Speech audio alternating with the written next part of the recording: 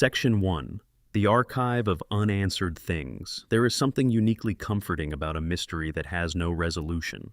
Not the anxious, nagging kind of mystery that demands your attention and refuses to leave you alone, but the deep, settled kind that has been sitting quietly in the same dark corner for decades, patient and still, content to simply exist without being solved. The kind of mystery that feels like it belongs to the night.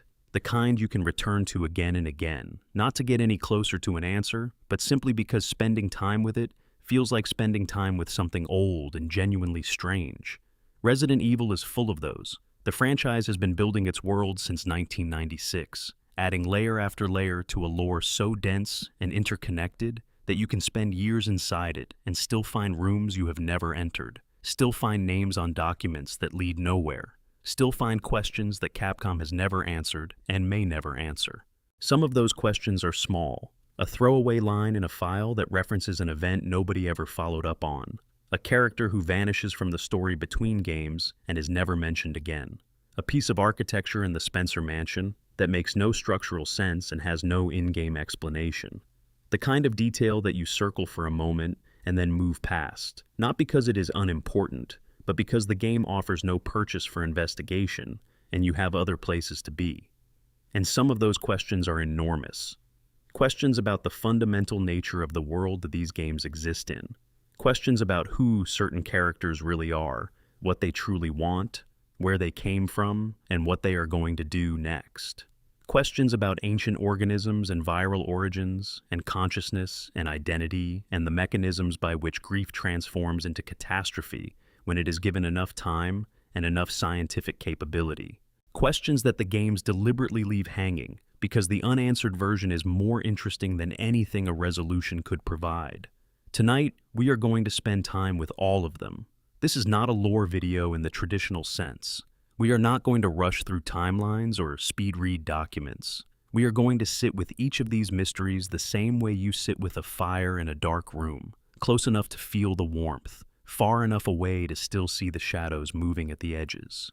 We are going to let them breathe, let them settle, let them exist at the pace they deserve. The Resident Evil universe is built on a particular kind of dread that is different from most horror franchises. It is not primarily the dread of something lunging from the darkness, though that is certainly present in virtually every game.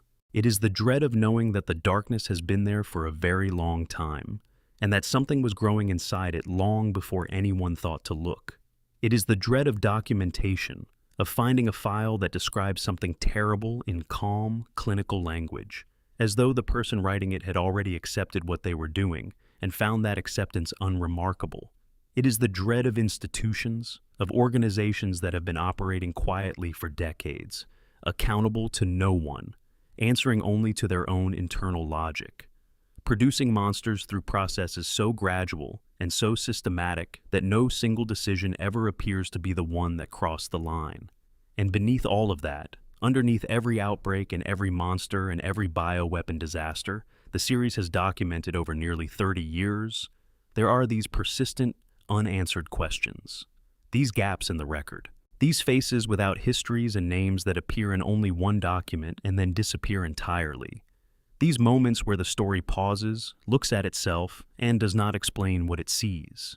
We are going to visit all of them tonight. So, get comfortable. Find your position. Let the room get quiet around you. You do not need to follow every detail. You do not need to remember every name. You can let these stories wash over you, the way water moves over stone, slowly and without urgency, wearing smooth shapes into things that were once rough and resistant. These stories have been here a long time. They are not going anywhere. There is no deadline for understanding them, and no final exam at the end. The lights are low. The mysteries have been waiting patiently, the way the best mysteries always wait. And tonight, we are just going to spend some time with them. Before we go any further, drop a comment and let us know where you are watching from and what time it is there. It does not matter if it is midnight or noon, whether you are in your bedroom with the curtains drawn or outside on a porch somewhere in the quiet hours. There is something genuinely lovely about knowing that people all over the world are settling in with these same mysteries at the same time, each in their own darkness, each listening to stories that nobody has fully explained yet. If you want more of these long, slow explorations of the games you love, hit subscribe. It means more than you might think, and it tells the algorithm that this kind of careful, unhurried content is worth recommending to other people who might need it. And then get comfortable, because we have a long and quiet road ahead of us tonight. Section 2, The Stairway to the Sun. Life before Umbrella. Long before Umbrella Corporation existed. Long before Spencer's name meant anything to anyone. Long before a laboratory was built beneath a mansion in the Arklay Mountains, before a single test subject was strapped to a table, before the first zombie shuffled through a hallway in a game that changed what horror could be, something was already happening in the world that would eventually make all of it possible. It was happening in a cave in West Africa, beneath an ancient garden that had no name on any modern map, where a flower was growing that should not have been able to grow underground, a flower that bloomed without sunlight, fed by something in the soil that was not nutrients in any conventional agricultural sense, something older, something that predated the soil itself, something that had been present in the cellular fabric of living things since before complex life existed, dormant in one final host after spending billions of years moving through species that no longer existed, waiting in the genome of a single plant for conditions that would let it express itself again. The flower was called Sonnentrep by the German naturalists who would eventually catalog it in the 19th century.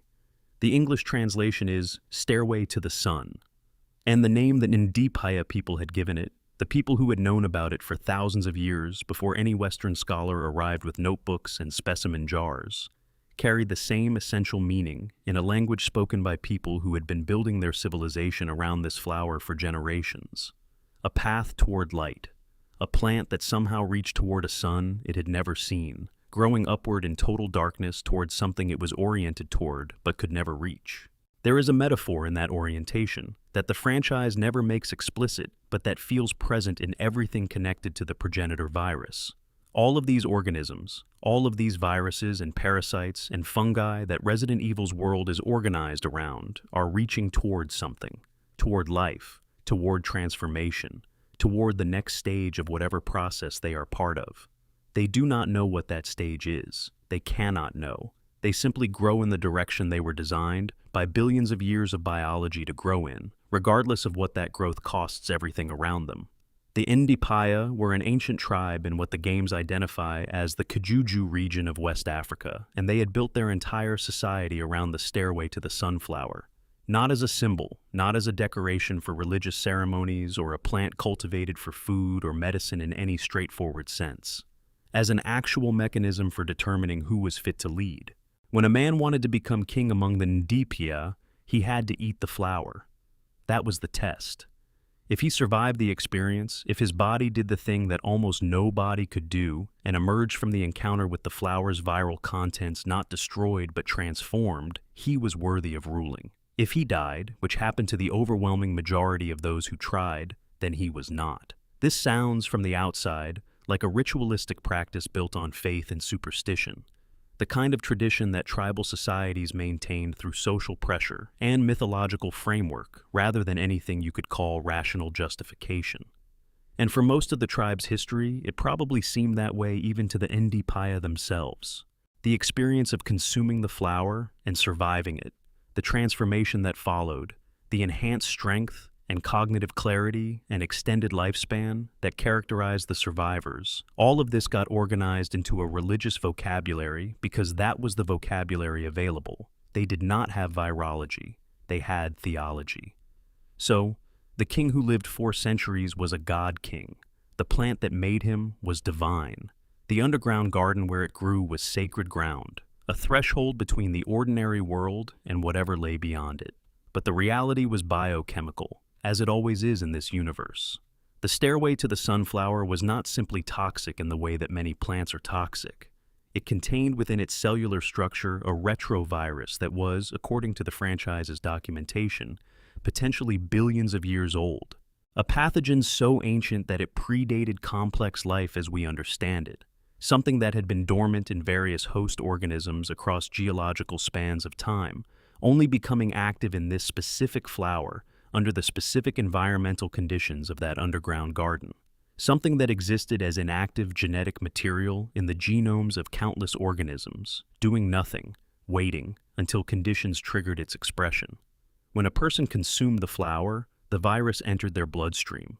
Their immune system responded to this extraordinarily powerful pathogen, the way immune systems respond to any serious invader, with the full resources of inflammatory response, cellular upheaval, the emergency protocols of a biology that recognizes something incompatible with its continued existence, has entered the system.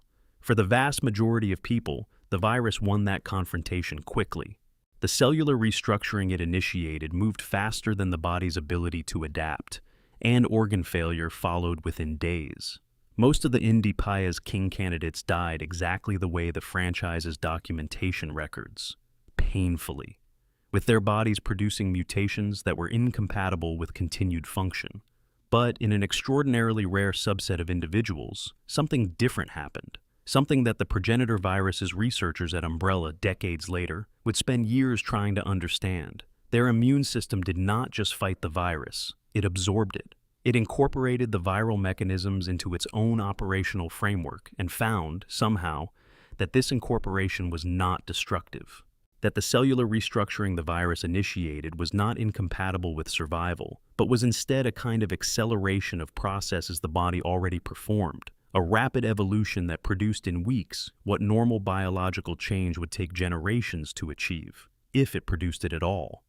These survivors came out of the ordeal changed in ways that the Ndipaya mythology translated as divine favor, but that the 1960s scientific framework would eventually translate as genetic compatibility with a retrovirus of unusual breadth and power, enhanced physical capacity, cognitive function that exceeded normal human parameters, resistance to disease so comprehensive that pathogens that killed everyone around them did nothing to these individuals, and in the most complete cases, something the Ndipaya folktales described as happening to a specific legendary king, an apparent cessation of normal aging. These were not myths. These were documented biological outcomes produced by an organism that Umbrella would eventually name the progenitor virus. And the documentation of these outcomes in the oral traditions of a West African tribe represents one of the most overlooked threads in the franchise's entire foundational mythology. The Ndipaya city grew in those underground caverns, built by the rare survivors who emerged from the flower trial changed and capable. Archaeological evidence documented in Umbrella's research files from the 1960s records that the franchise distributes across files in Resident Evil 5 suggests the city was sophisticated in ways that should not have been possible for its apparent age. Engineering solutions that required a level of mathematical and structural understanding that exceeded what historians typically attributed to the civilizations of that period in that region.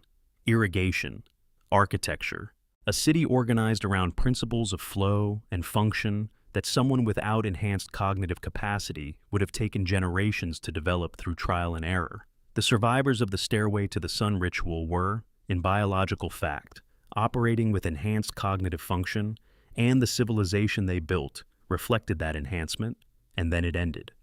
The precise mechanism of the city's collapse is documented only fragmentarily in the files Umbrella assembled when they arrived in the 1960s. Mutated animals that had consumed fallen flowers, creatures that the enhancement process had transformed into something aggressive and unpredictable rather than something controlled and purposeful. The city was overrun. The survivors, whoever they were at that final stage, sealed the garden and moved away from it, and the Stairway to the Sun continued to bloom in the dark alone for centuries, its viral cargo sitting inactive in its flowers, available to anyone who found it, and able to carry the same information into whatever new host consumed it. By the 19th century, when a naturalist named Henry Travis wrote about the flower in his account of the region, drawing on oral histories from people who had been living with the legend of the sealed underground garden for generations, nobody in the Western academic establishment believed him. His account of a plant that could grant superhuman abilities when consumed was dismissed as anthropological fantasy, the kind of thing Europeans wrote when they had been living too long among people whose traditions they did not understand and had started treating mythology as natural history. Travis was discredited. His account was removed from serious academic consideration. Most copies of his writing disappeared through the normal attrition of obscure Victorian print. One copy did not disappear. And this is where the first great unsolved mystery of Resident Evil's foundation begins to take shape. Because the chain of transactions and inheritances and library sales and estate auctions that carried this single surviving copy of Travis's discredited account eventually placed it in the hands of a young British aristocrat named Oswell Spencer, and nobody in the games has ever fully traced how that happened. Spencer was perhaps 20 or 22 when he first read Travis's account. The specific year is not documented. What is documented is the effect. A young man with extensive resources, deep ideological commitments to questions of human evolution and genetic potential, and an aristocratic background that had given him a relationship with power and privilege comfortable enough to make him feel that what he wanted was by definition available to him, read a discredited account of a plant that could make people superhuman and decided to go find it. Not because he fully believed the mythology, because the mechanism described in the account, even stripped of its supernatural framing, was the mechanism he had been looking for, a naturally occurring process that rewrote biology, a real-world example of directed mutation, evidence that the transformation he envisioned for humanity was not theoretical but actual, not imagined but observed. He organized an expedition in 1966 with two colleagues, Edward Ashford, a British earl, and a geneticist whose family resources complemented Spencer's own and whose scientific expertise filled gaps in Spencer's capabilities. James Marcus, a virologist with a particular gift for understanding pathogenic mechanisms and how they mutated across different hosts. The three of them traveled to West Africa and found the underground garden exactly where Travis's account said it would be. What they found there was not just a virus. What they found was, according to Marcus's analysis conducted with the equipment they had brought, a pathogen unlike anything in the existing scientific literature. Something that did not behave according to the rules that governed every other virus Marcus had ever studied. Something that could cross species barriers that viruses were not supposed to cross, that could infect plant cells and animal cells and bacterial cells with equal facility, that seemed to carry within its genetic structure information from organisms that had no business contributing to the genome of a single retrovirus. Marcus named it the progenitor, because the analysis suggested something so extraordinary that he recorded it in his notes with evident excitement that reads, even in the fragments of those notes that exist in the franchise's files, as the excitement of a person who has recognized something enormous. The progenitor virus appeared to be responsible for life on Earth, not derived from life, not an organism that evolved alongside life, something that had been present in the generation of complex biology from the beginning, something that had been actively shaping the development of cellular organisms since before anything complex enough to call a cell properly existed. This is the mystery that the progenitor virus represents at its most fundamental level.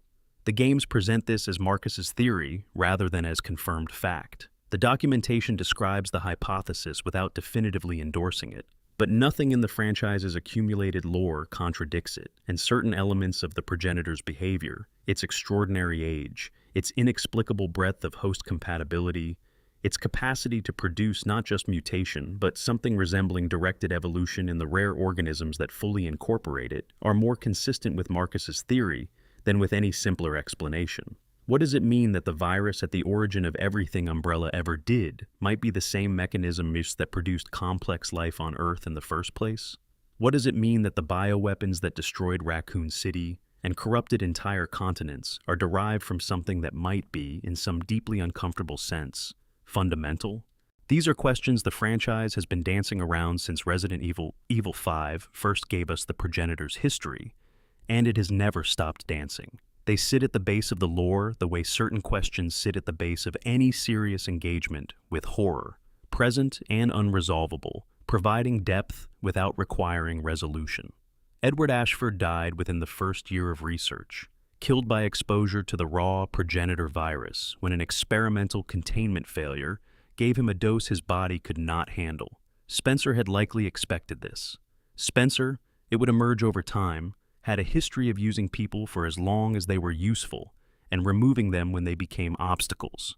Ashford's death removed one of Umbrella's founders before the company was even formally established, but it did not slow the research.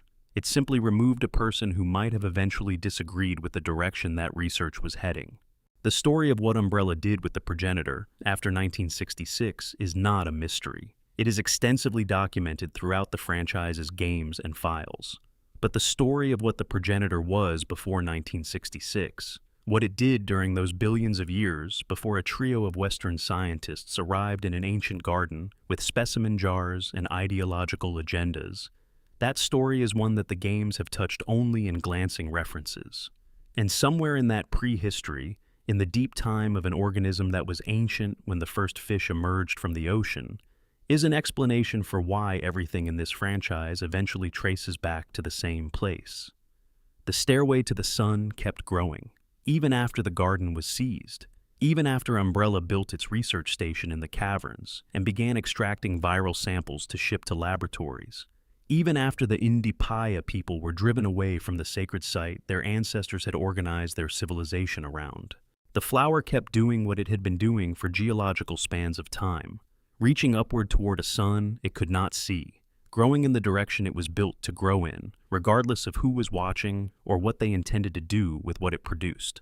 There is something in that persistence that the franchise has never made explicit, but that resonates through everything that follows. The flower does not care about Umbrella. It does not care about Spencer's ideology, or Marcus's theories, or the deaths of the people who are going to be caused by what gets derived from its viral load. It is simply doing what it has always done, growing in the dark towards something it was oriented toward from the beginning. And the question of what it was oriented toward, what the billions of years old process it contains was reaching for, before human ambition interrupted it, is a question that nobody in Resident Evil's universe has ever thought to ask. Section 3. Ada Wong, the woman who does not exist. There is a specific quality to Ada Wong's presence in the Resident Evil series that is difficult to articulate but immediately felt by anyone who has spent time with the games. She moves through these stories the way certain kinds of music move through a room, present and affecting and shaping the atmosphere of everything around her, but never quite graspable, never fully there. You can describe what she does in any given game. You can trace her movements and catalog her objectives and list the organizations she has worked for, and the people she has helped, and the ones she has used. But you cannot describe what she is, because the games themselves have never settled that question, and the franchise's accumulated documentation across multiple titles and remakes has generated more contradictions than clarity when it comes to who Ada Wong fundamentally is. Her name is not her name. The name Ada Wong is an alias that she adopted at some point before the franchise's earliest documented records of her activities. A working identity that eventually became so established in the world of intelligence and bioterrorism that it acquired its own reputation, independent of whoever was using it. The name became more real than the person it belonged to, which is both a professional achievement for someone in Ada's line of work and a deeply strange condition to live inside. There is a version of Ada who exists primarily as a legend in circles where legends of this kind matter, a figure described in CYA.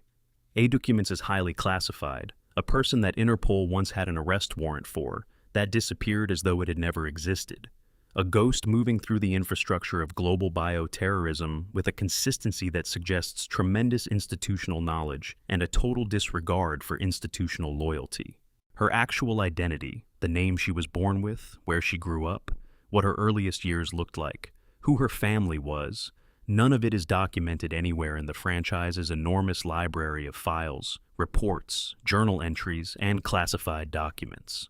For a series that has given us the childhood diaries of experimental subjects and the internal memos of corporate executives planning the murders of their colleagues, the complete absence of any personal history for one of its most prominent recurring characters is conspicuous in a way that does not feel accidental. It feels like a deliberate architectural choice, a hollow space in the structure that has been left empty on purpose, because a hollow space of that particular shape is more interesting than anything you could fill it with. The gaps in Ada Wong's history are part of her characterization in a way that gaps in most characters' histories are not. What we know about Ada begins in the mid-1990s. By that point, she had already established herself in a Chinese-American criminal syndicate operating in the United States, not as a low-level member, but in a position of significant seniority, moving up through its ranks with the kind of efficiency that suggests either exceptional tactical intelligence or exceptional willingness to do whatever was necessary, or, most likely, both simultaneously. The FBI eventually dismantled the organization, which tells you that it was a real criminal enterprise with real criminal exposure, and Ada escaped, which tells you that her particular capabilities were not adequately accounted for in whatever enforcement strategy the FBI deployed. When a large structure collapses around you, most people get swept up in the debris. Ada simply walked out of the wreckage and found a new door to walk through. Albert Wesker found her first. Wesker was at this point operating within the organizational structure that the franchise eventually identifies as simply the organization, an intelligence operation that existed in direct competition with Umbrella Corporation, focused on obtaining Umbrella's research and disrupting its bioweapon development while conducting its own parallel activities. The organization's actual goals and ultimate leadership are never fully explained, which is itself a significant mystery we will return to. What the organization needed was exceptional agents, and Wesker, with the specific quality of perception that characterized him throughout his career, recognized in Ada the combination of capabilities that made her ideal for work, that required operating in conditions where normal professional reliability was impossible. The thing that gave Umbrella's leadership pause about Ada, the thing that Wesker had to personally vouch for, was her total refusal to disclose her real identity. She would not tell Wesker who she actually was. She would not tell the organization. She would not tell anyone. The identity Ada Wong was available for professional purposes, but the person beneath that identity was not available for inspection by any employer, any ally, any government agency, or any individual, regardless of their persuasive capability or institutional authority. This was not a security precaution in the conventional sense. It was a personal boundary that functioned at the level of something fundamental, a line she had drawn around the self that actually existed beneath the professional self, and that she maintained with absolute consistency across decades of documented activity. Wesker's decision to endorse her for employment despite this refusal, or perhaps because of it, reveals something important about how he understood the kind of person she was. An agent who protects their real identity that comprehensively cannot be compromised through exposure of that identity. The conventional leverage that organizations use against their own operatives, the family members and personal attachments and private histories that become vulnerabilities once known, was simply not available with Ada. This made her extraordinarily difficult to control, but it also made her, from a certain professional perspective, uniquely robust. She could not be turned by anyone who found out who she really was, because finding out who she really was effectively impossible. The 1998 Raccoon City incident gave the franchise its first and most emotionally significant documentation of Ada Wong in the field. Her assignment was straightforward in professional terms. Retrieve a sample of the G virus that William Birkin had spent 20 years developing in Umbrella's underground nest facility.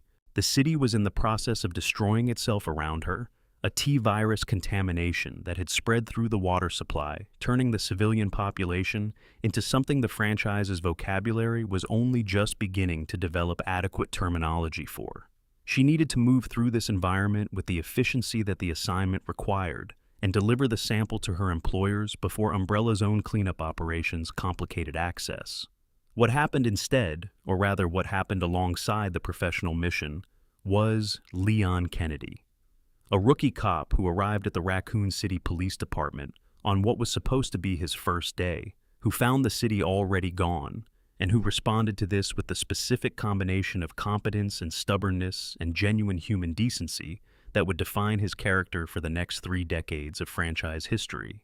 Ada encountered him and made a calculation, as she makes calculations in all situations, about what his presence meant for her objectives. He could be useful. He cleared paths. He dealt with threats that she would have had to spend resources on herself.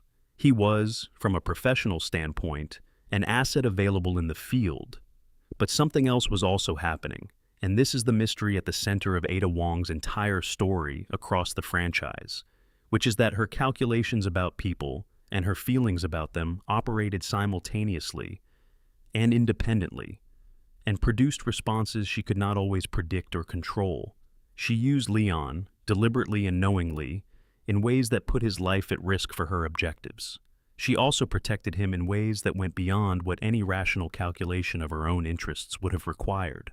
She saved him when saving him cost her something. She chose options that served his survival, at points where other options served her mission better. In the original Resident Evil 2, she was shot protecting Leon. The wound was serious enough that it should have removed her from field effectiveness. She continued anyway. This is documented in the game and in the supplementary materials, and it is one of the clearest examples in the entire franchise of the thing that makes Ada Wong both fascinating and unresolvable as a character, which is the way her professional identity and her actual self coexist without either one fully eliminating the other. She was using him, and she was also, genuinely, protecting someone she did not want to see die. Both things were true. Neither thing negated the other. The franchise has tracked this relationship across 6 years of in-universe time and nearly 30 years of publication history. In Resident Evil 4, Ada arrived in a Spanish village on another mission, another assignment from the organization, another professional objective that happened to intersect with Leon Kennedy's presence in an infected environment. She was supposed to retrieve a sample of Las Plagas. She was not supposed to save Leon's life repeatedly at personal cost. She did both. When her primary employer expected her to deliver the Plaga sample to Wesker, she recognized that Wesker was running his own agenda that was incompatible with the organization's actual interests and delivered the sample elsewhere. This is documented as professional betrayal and also as correct judgment. The two readings coexist without resolution. The Resident Evil 6 situation deepened everything. A clone of Ada had been created by a man named Derek Simmons, a national security advisor who had maintained an obsessive fixation on Ada for years, and whose clone project was an attempt to possess something that Ada had never allowed anyone to possess, which was her. The clone, given the name Carla Redames, was deployed in Ada's name to orchestrate a global bioterrorism event that would have consequences measured in tens of millions of deaths.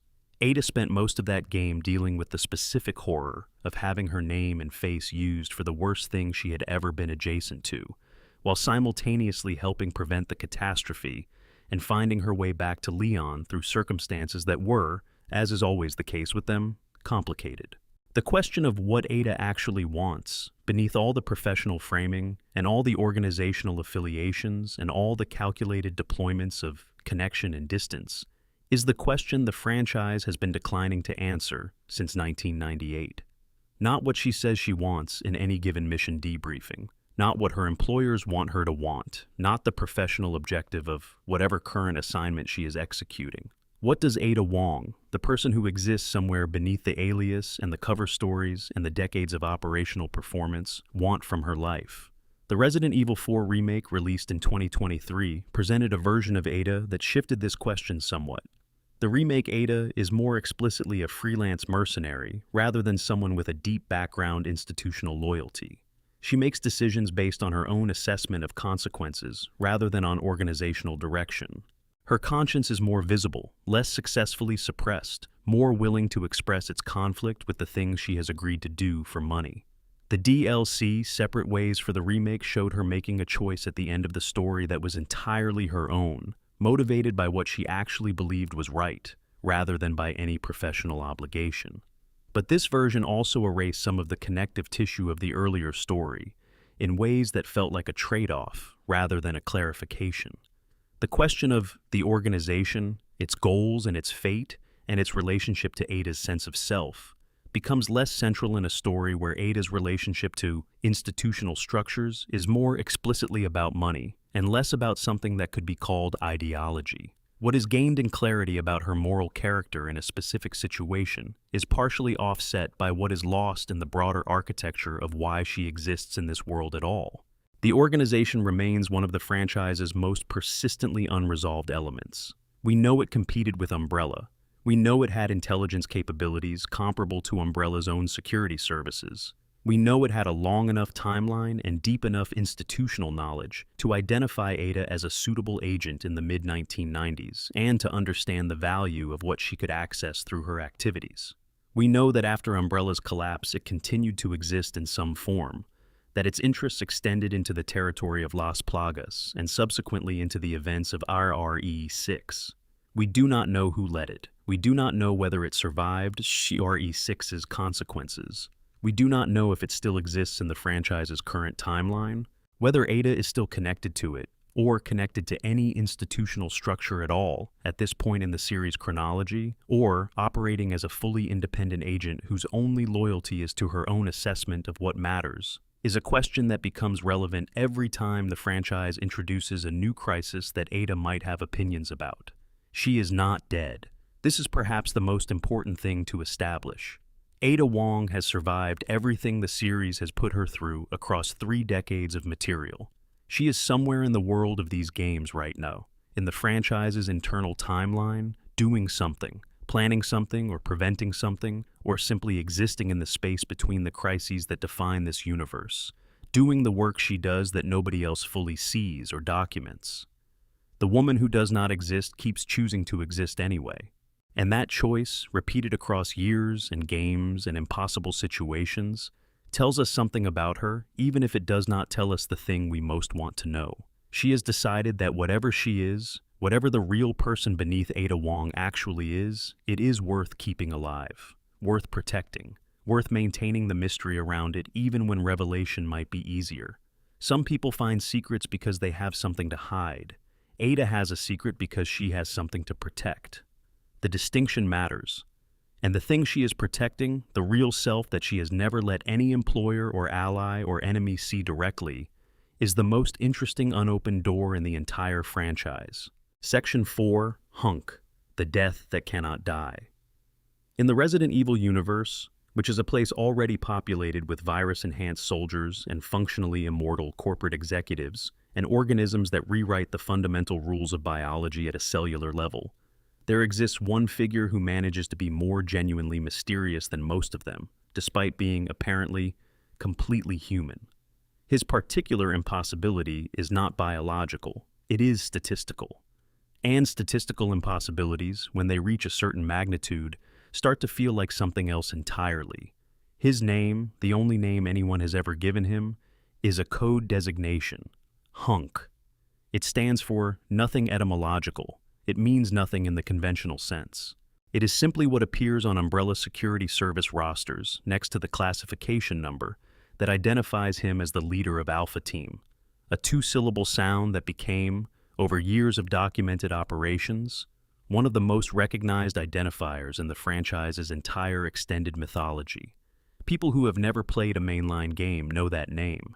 It moved from obscure bonus mode content in Resident Evil 2 to cultural presence through nothing but the weight of what the character represented. His real name has never been spoken in any game, never documented in any file, never referenced in any way that connects him to a civilian life, or a family, or a region of origin, or any of the biographical architecture that the franchise provides, at least in fragments, for almost every other significant figure in its history. His face was hidden behind a gas mask and tactical helmet for so long that when it was finally glimpsed in one of the series' bonus scenarios, a mercenaries mode that showed him without his mask for perhaps the first time in canon, the revelation felt almost transgressive, as though seeing his face broke a rule about who this character was allowed to be.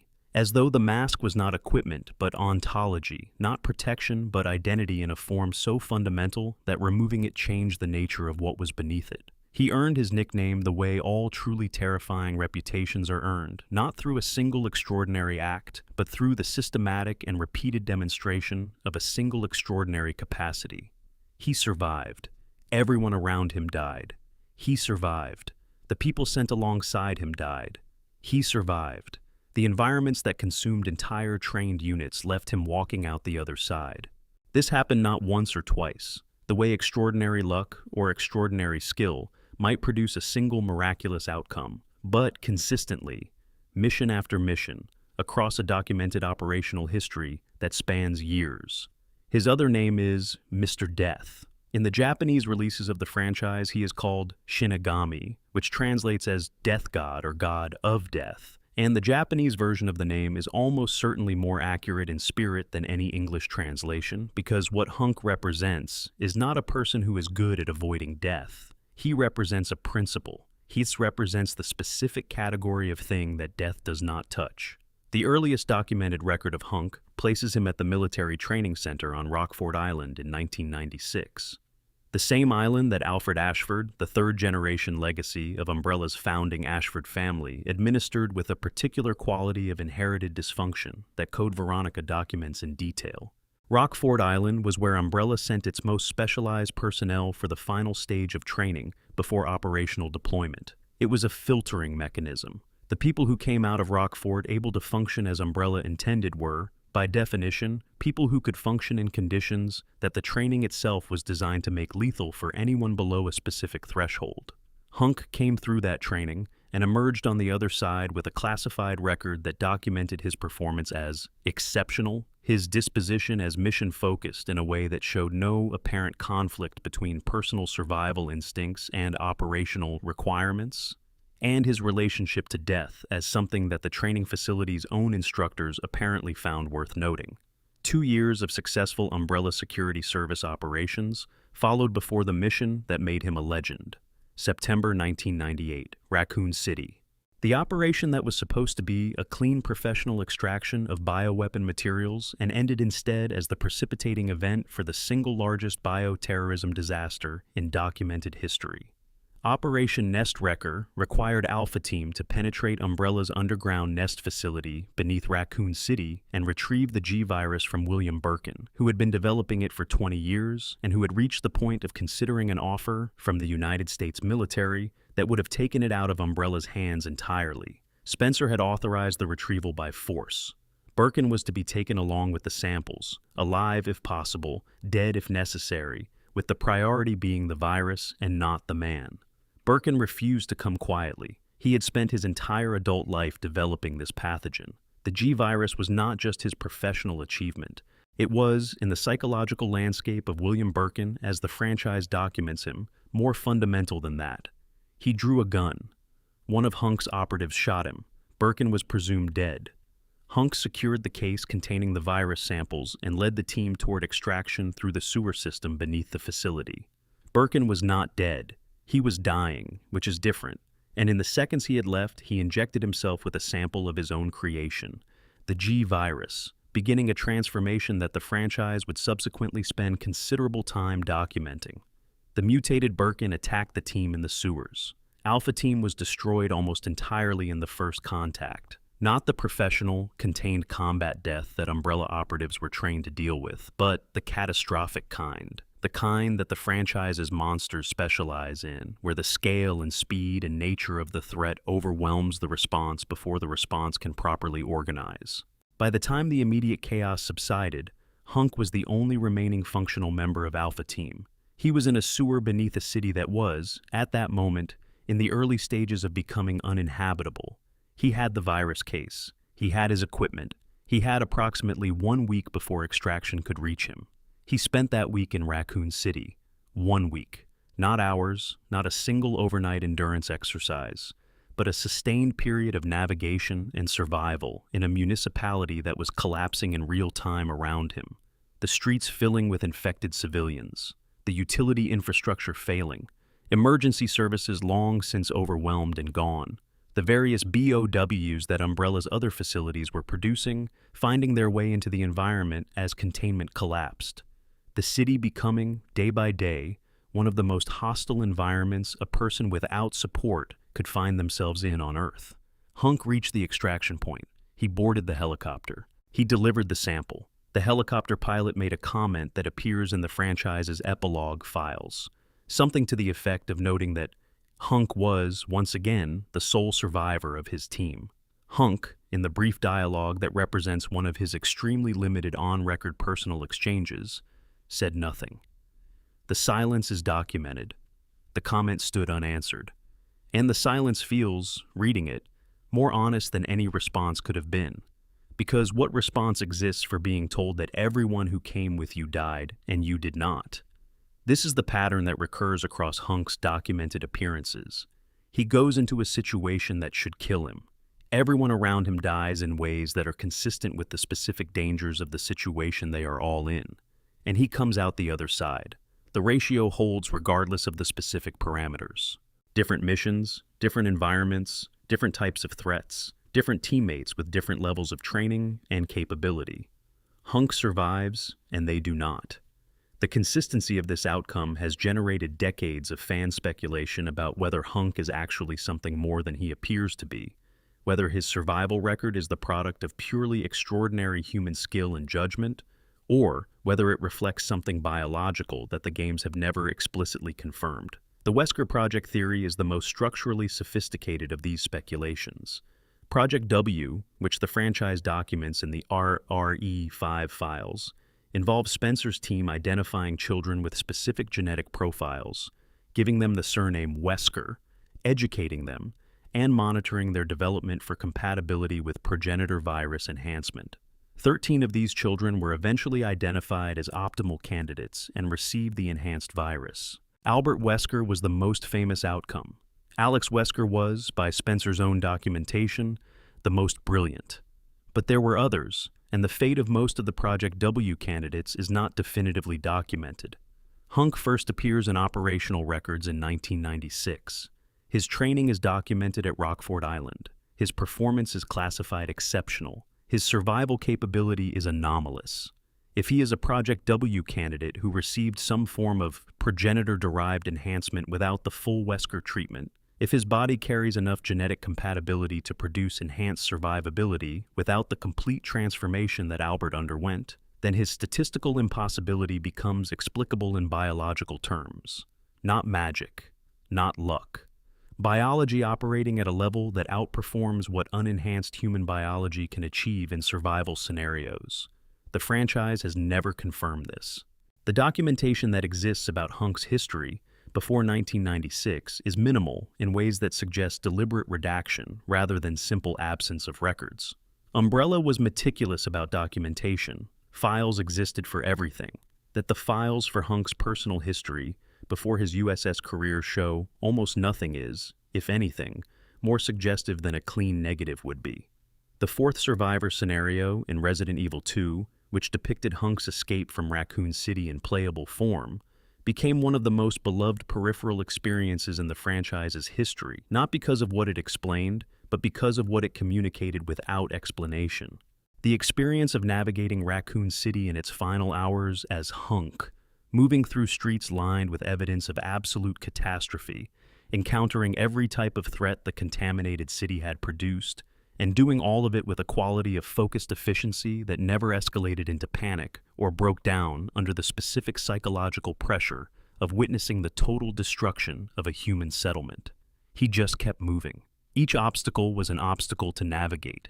Each threat was a threat to neutralize or route around. The city was dying around him, and he moved through its death, the way certain kinds of water move through certain kinds of stone, finding the path that exists without needing the path to be marked. There is something almost meditative about that quality, experienced from the outside. The stillness of someone who has arrived at a relationship with mortality that most people spend their entire lives trying and failing to reach. Not detachment in the cold, clinical sense. Something more fundamental than that. A relationship with uncertainty that has moved past fear because fear requires an investment in a particular outcome, and Hunk does not appear to maintain those investments. He is present, alert, functional, and entirely unconcerned with the possibility of dying in a way that has nothing to do with courage, because courage is the overcoming of fear, and this is the absence of fear's premise. Resident Evil 9, Requiem, released in 2026, contained a figure who matched Hunk's description in ways that were too specific to be coincidental. An Umbrella commander operating in the areas of the game that revisit Raccoon City's legacy, a figure who makes comments that suggest a long history with Leon Kennedy, that know things about the events of 1998 that someone without direct experience of those events would not know. Capcom has not officially confirmed this character as Hunk. This declination is itself a statement. They could confirm it. The specificity of the character's design and dialogue makes ambiguity difficult to maintain for any reader paying attention. The choice to maintain it anyway suggests that something about Hunk's definitively confirmed presence in the current timeline would resolve a mystery that functions better unresolved. The death that cannot die. Mr. Death who cannot die. The Shinigami who keeps returning from the missions that kill everyone else. Whatever Hunk is, whether he is an enhanced human or an extraordinary baseline human or something the franchise has not yet classified with adequate precision, he is one of the most genuinely mysterious figures in a universe that has made mystery its primary aesthetic mode. His gas mask is not just protective equipment, it is a symbol of something the franchise has chosen to maintain, the figure who is known only by what he does, never by who he is. Somewhere in the current timeline of these games, something that might be Hunk is still doing exactly what he has always done, going into situations that should kill him, coming out the other side alone. Section 5. Lisa Trevor, the Ghost in Umbrella's Machine. There is a theory in architectural history about the most telling quality of any building being what it was actually used for, rather than what it was designed for. How the gap between intended function and actual function reveals something about the people who controlled the space that no architectural analysis of the design itself would expose. Spencer Mansion was designed as a private retreat for an aristocratic pharmaceutical executive. What it was actually used for was the systematic destruction of a family, and the most destroyed person in the entire facility had no idea she was there. Lisa Trevor was born around 1953. Give or take a year, depending on which franchise document you trust. Her father was George Trevor, a New York architect whose design philosophy had made him famous in his field for reasons that were entirely aligned with what Spencer needed. Trevor designed spaces that were deceptive by nature. His buildings had surfaces that concealed their actual structure, labyrinthine layouts that made navigation without guidance effectively impossible, elaborate concealed mechanisms that served functions no casual observer would identify. He built houses that kept secrets without being asked to. Spencer, planning to hide a laboratory under a mansion and to use that laboratory for research that could not survive any serious external examination, hired George Trevor because Trevor was the best available person for the job of making visible surfaces that successfully concealed invisible realities. When the mansion was completed in November 1967, Spencer invited the Trevor family to stay as guests. This was standard Spencer. The architect who had designed the facility was a security liability in the conventional sense, someone who knew the building's actual structure well enough to identify the elements that the official function did not require. The standard resolution for such liabilities in Spencer's professional methodology was elimination. But George Trevor had a family with him, and the laboratory needed test subjects for the progenitor research that was just beginning. Lisa was approximately 14 years old. Her mother Jessica was with her. They had been told they were visiting a patron's estate, a pleasant social obligation that would give George a chance to see his completed work occupied and in use. They arrived in the Arklay Mountains in November 1967, and within days Jessica and Lisa were in the underground laboratory being injected with progenitor virus strains that Spencer's researchers had derived from the African flower samples. Jessica died quickly. This is documented in Spencer's research files with the same clinical neutrality that characterizes all of Umbrella's most terrible records. The progenitor virus overwhelmed her biology in the standard manner, the cascade of cellular disruption that the vast majority of subjects experienced, and within days she was gone. George Trevor, kept in a separate section of the facility under controlled conditions, was told various things about his wife and daughter's whereabouts that were not true, and spent months in increasing desperation trying to understand why his family had apparently left without him before he himself died of dehydration and exposure in one of the mansion's hidden rooms. Lisa did not die, and this fact, this specific biological reality that emerged from the first weeks of progenitor experimentation, became the foundation of everything Umbrella would eventually accomplish. Her immune system engaged with the virus in a way that her mother's had not. Not the complete adaptation that produced enhanced individuals, not the clean biological victory that progenitor compatibility allowed in rare survivors, but something more complicated. Her body fought the virus and was damaged by fighting it and adapted to that damage, and was damaged further and adapted again, iteratively, across weeks and months of cellular-level conflict that produced in the end not a victor, but something more like a negotiated permanent state of biological war. The virus rewrote her cells rebuilt themselves around the viral modifications. The virus modified the new architecture, the cells rebuilt again. This process generated in Lisa Trevor something that Umbrella's researchers had no framework for classifying, Functional immunity to death through physical damage. She could not die. Not exactly immortal in the philosophical sense. Her biology was being continuously altered by the process described above, continuously damaged and repaired and re-damaged, and the cumulative effect of this over years was significant. Her cognition declined. Her physical form changed in ways that reflected decades of viral loads and experiments and the specific trauma of her situation. But she could not be killed. Severed tissue reconnected, damaged organs rebuilt. Viral loads that would have killed any other subject in hours simply became more input for the adaptation process that was always running somewhere in her cellular machinery. This made her extraordinarily valuable to Umbrella's research program, not as a person, as a resource. As the most reliable and renewable test subject in the facility's history, available for every new viral agent that needed a body to work through, a controlled environment for testing the effects of pathogens in a subject who could survive doses that would render anyone else unavailable for further study. William Birkin, who arrived at the facility in 1978 as its new chief researcher, recognized this value immediately and began using Lisa extensively for his own research program, the one that would eventually become the G-Virus Project. What the franchise documents, and what is worth sitting with rather than moving past quickly, is the internal experience of being Lisa Trevor across those decades. She was aware, not fully, not in the way she had been as a 14-year-old who played Beethoven on a piano for her host's entertainment. The viral loads and the experimental protocols and the isolation had damaged her cognition in ways that were progressive and irreversible. But something persisted through all of that, some core of awareness, some fundamental recognition of her own situation and its wrongness. Some attachment that the experiments could not remove no matter how aggressively they targeted her nervous system. She wanted her mother. That is what persisted when almost everything else that had been Lisa Trevor had been stripped away or distorted beyond recognition. She knew her mother had been there, and then had not been there. She could not construct a coherent narrative around this fact, because her narrative capacity had been significantly impaired. But the fact itself remained, encoded somewhere deeper than narrative, in whatever the most fundamental layer of Lisa Trevor's consciousness was, a layer that 30 years of progenitor viral loads could not reach and displace. Umbrella tried to manage this.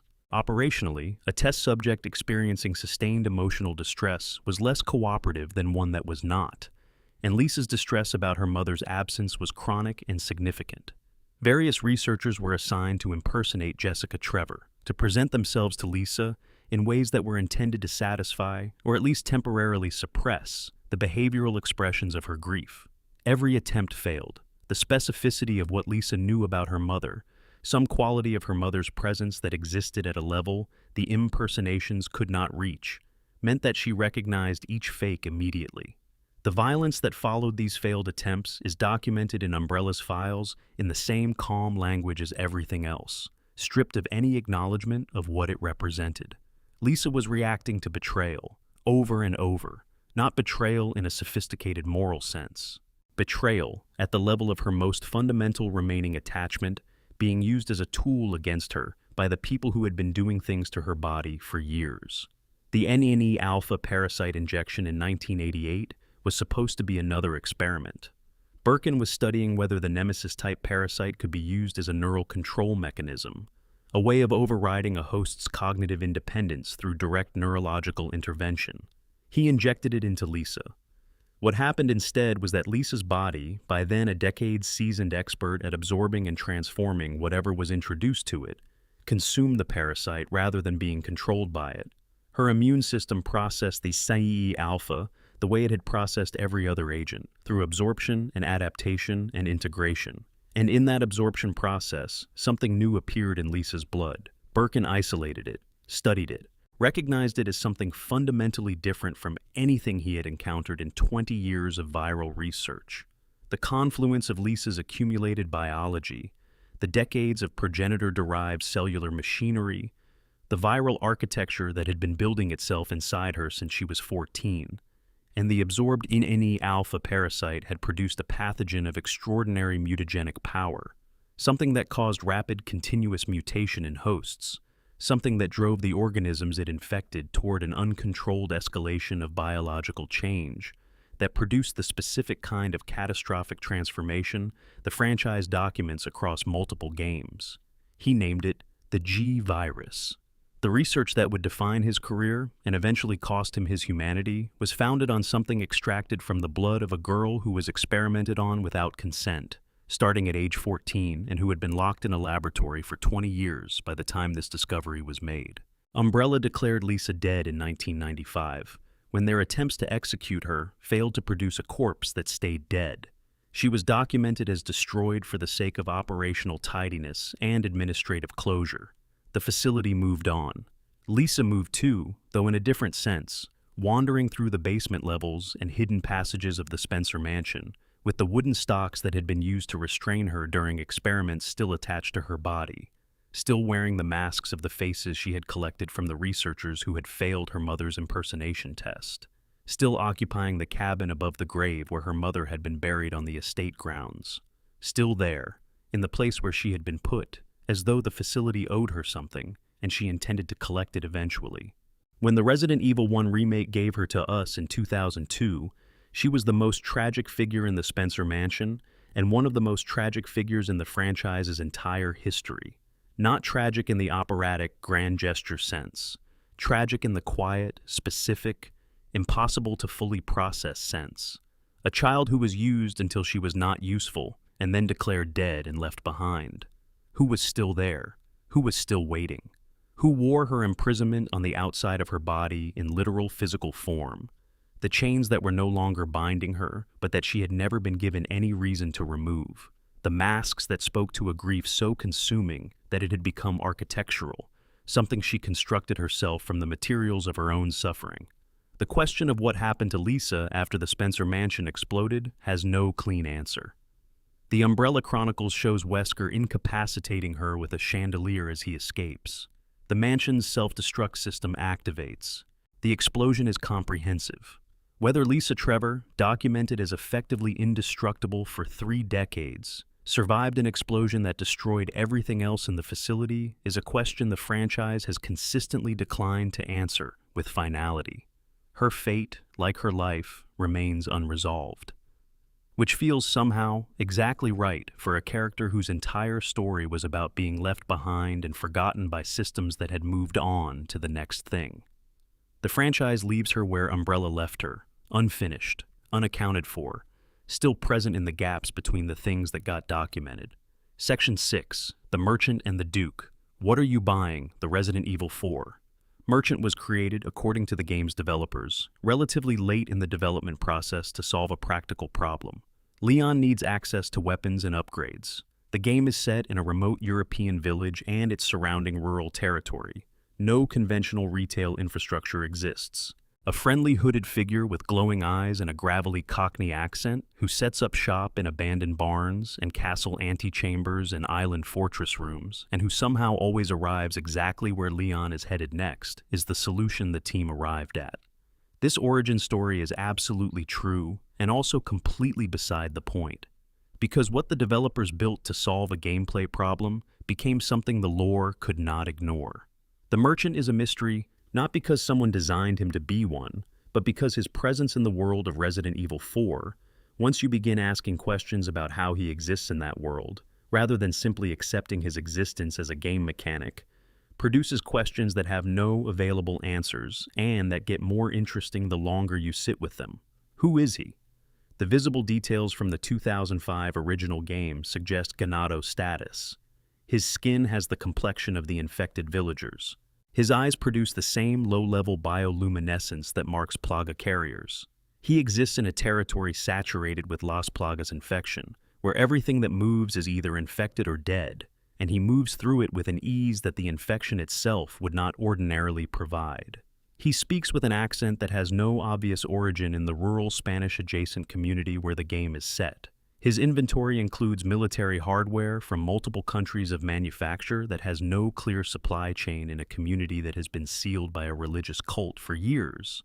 The 2023 remake deepened the mystery rather than resolving it. The remake merchant uses plural pronouns occasionally in ways that could be attributed to formal speech or could indicate something more structurally interesting.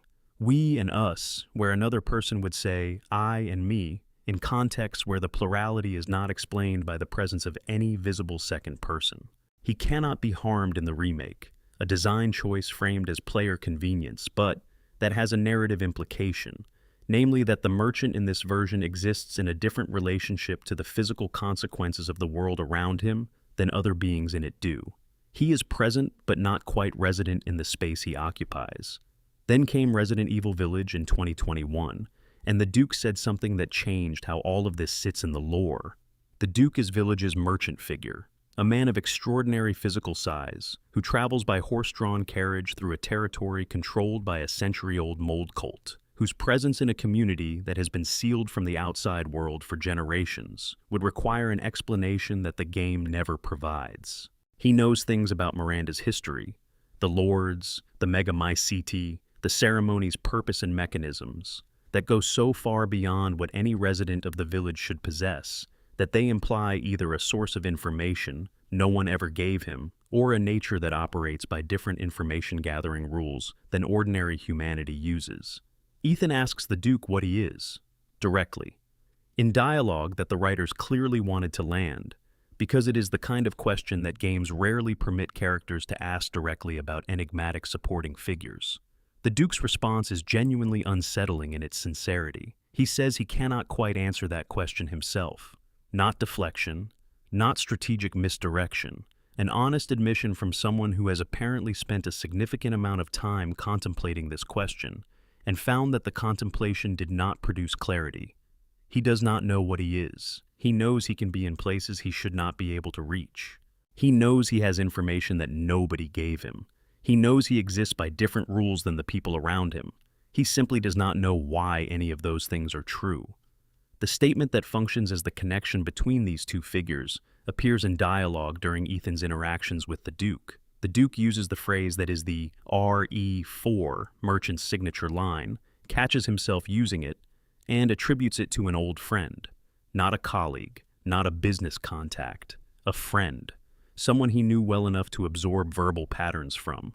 Someone he spent enough time with that their characteristic expressions entered his own speech and stayed there. This is not a throwaway Easter egg. Games contain Easter eggs. What the Duke's comment does is establish that there is a category of being in the Resident Evil universe that both figures belong to. A type, rather than a coincidence. The same kind of thing expressed in two different settings, two different games, two different decades of franchise history, but recognizably the same kind of thing. Both appear in impossible locations. Both possess impossible knowledge. Both operate without apparent organizational affiliation or stated agenda beyond facilitating the protagonist's ability to continue. Both survive environments that destroy everything inside them. Both have relationships with the formal rules of the world around them that feel like exceptions rather than violations, as though the rules simply do not apply to them in the way they apply to everything else. The theories are many, and none of them are confirmed. The most frequently discussed positions the merchants as Megamycete constructs, physical manifestations produced by the ancient fungal network to serve some purpose in its ecosystem. The Duke's inexplicable knowledge could come from direct access to the Megamycete's archive of absorbed consciousness, a library of every mind that has died within the fungus's network range across millennia of accumulation. His ability to appear anywhere could reflect the underground mycelial network's physical reach, the possibility of the fungus manifesting him through existing nodes in a root system that extends across entire mountain ranges. This explanation has structural problems. The Duke makes choices that work against Miranda's interests in specific ways. He helps Ethan. He provides information that advances the objective of stopping the resurrection ceremony. If he is a Megamycete construct serving the fungus's purposes, those purposes appear to include Miranda's failure, which implies a level of strategic intention in the Megamycete that the games never explicitly attribute to it. Unless the Megamycete had its own reasons for not wanting Miranda to succeed, that were different from Miranda's goals, and that the Duke was implementing without being able to explain why. An alternative framework positions both merchants as something more analogous to Las Plagas and Megamycete's relationship to humanity, organisms that have developed consciousness and functional independence as byproducts of long exposure to the biological substrates that define these different games' settings. The RE4, merchant in a territory saturated with plaga infection. The Duke in a community saturated with mold, both potentially being expressions of those biological systems given enough time and enough accumulated contact with human behavior and human need to develop the specific shape that serves the role they serve in their respective stories. The Duke's shop interface carries one more mystery that Village never addresses in any way. Embedded in the interface elements is an aristocratic owl crest with calligraphic text reading, "The Right Honorable Lady Carolyn Margaret Devine." This name appears nowhere else in the game. No file mentions Lady Devine, no character speaks her name, no environmental detail anchors the crest to anything in the Village's documented history or Miranda's century of records. The title format indicates British peerage, and the specific formulation suggests someone with formal standing in an aristocratic social structure that has no obvious relationship to an isolated Eastern European village under the control of a mold cult. Who is Lady Devine? The theories span from a future character being seeded for a subsequent game, in the tradition of Resident Evil's long-term lore management, to someone in the Duke's personal history from whatever period of his existence preceded the Village, a patron, a previous partner in whatever commercial operation the Duke runs. Someone who funded the activities that allow an impossible merchant to maintain an impossible inventory in impossible locations. Someone from the Duke's past that he has never mentioned to anyone because nobody has ever known him long enough or trusted him sufficiently to create a context in which that past would be relevant to discuss. What makes these merchant figures so compelling as unsolved mysteries is not the specific content of the questions they generate, but the category of mystery they represent. They are mysteries about the fundamental metaphysics of the franchise's world, about what kinds of things exist in it, and what rules they operate by. Most of Resident Evil's mysteries are about human beings and the organizations human beings build, and the consequences of human choices made in the presence of extraordinary biological capabilities. The merchants are something different. They are mysteries about whether all the living things in this universe have been accounted for. Whether the categories of Umbrella and BSAA and Bioterrorist and Survivor exhaust the available types of entity, or whether something else has been here the whole time, watching it all happen, helping where helping seemed warranted, and knowing things that none of the human protagonists have ever figured out how to ask about. Section 7. Alex Wesker and the Natalia Problem. There is a specific horror that the Resident Evil series returns to repeatedly in different forms, the horror of a consciousness being transferred into a body it was not born in. Miranda's century-long project to recover Eva, Ethan Winters as mold-shaped memory of a dead man. The franchise keeps returning to this territory because consciousness transfer is the most efficient vehicle for the question that most deeply unsettles the universe these games inhabit. If identity can be moved, copied, or overwritten, then what exactly is the self that identity belongs to? And if you copy a self into a new body, which of the two resulting things is the original? Which has the right to exist?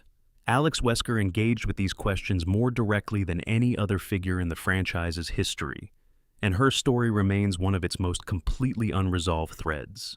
A thread that ends on an image that should have been the setup for something enormous and has instead been sitting unaddressed since 2015, gathering the specific weight that unfinished things accumulate when everyone around them keeps moving and they do not. She was one of the Wesker children. Project W, which Spencer implemented across decades of patient institutional infrastructure, identified children with specific genetic compatibility markers and gave them the surname Wesker and the best education money could assemble, and careful ongoing monitoring as they grew into professional positions that Spencer thought might eventually be useful. The project was designed as a long-term investment in finding the optimal hosts for progenitor virus enhancement, candidates who combined the genetic specificity Spencer needed with the intellectual and personal development that would make them capable of implementing his vision rather than simply experiencing his experiments. Albert Wesker was the project's most famous product and its most dramatic failure, a candidate who absorbed Spencer's ambitions along with his biological enhancements and directed them entirely toward Albert's own agenda rather than Spencer's. Alex was, by Spencer's own documented assessment, the most brilliant of all the Wesker children. Her academic performance across the fields, Spencer considered most important, exceeded every other candidate's. Her analytical capabilities were rated in the exceptional range across multiple assessment frameworks. Spencer trusted her with information he never extended to Albert, including the truth of her own origin and the complete architecture of the project she was part of. Alex's response to being told the truth of what she was, a response that the franchise documents in fragments of correspondence between her and Spencer, was not gratitude. She despised Spencer in much the same way Albert did, recognizing the manipulation that his paternal framing concealed, understanding that the education and the resources and the access she had been given were not gifts but instruments of preparation, that Spencer valued her the way an investor values a portfolio position rather than the way anyone should value a person. She accepted this reality, as Albert did, and used what she had been given for her own purposes rather than Spencer's, as Albert did. The island Spencer gave her, a former Soviet military installation in the Baltic Sea, she developed into a private research facility that operated under the cover of pharmaceutical interests. She obtained Ouroboros samples that Albert had developed before his death.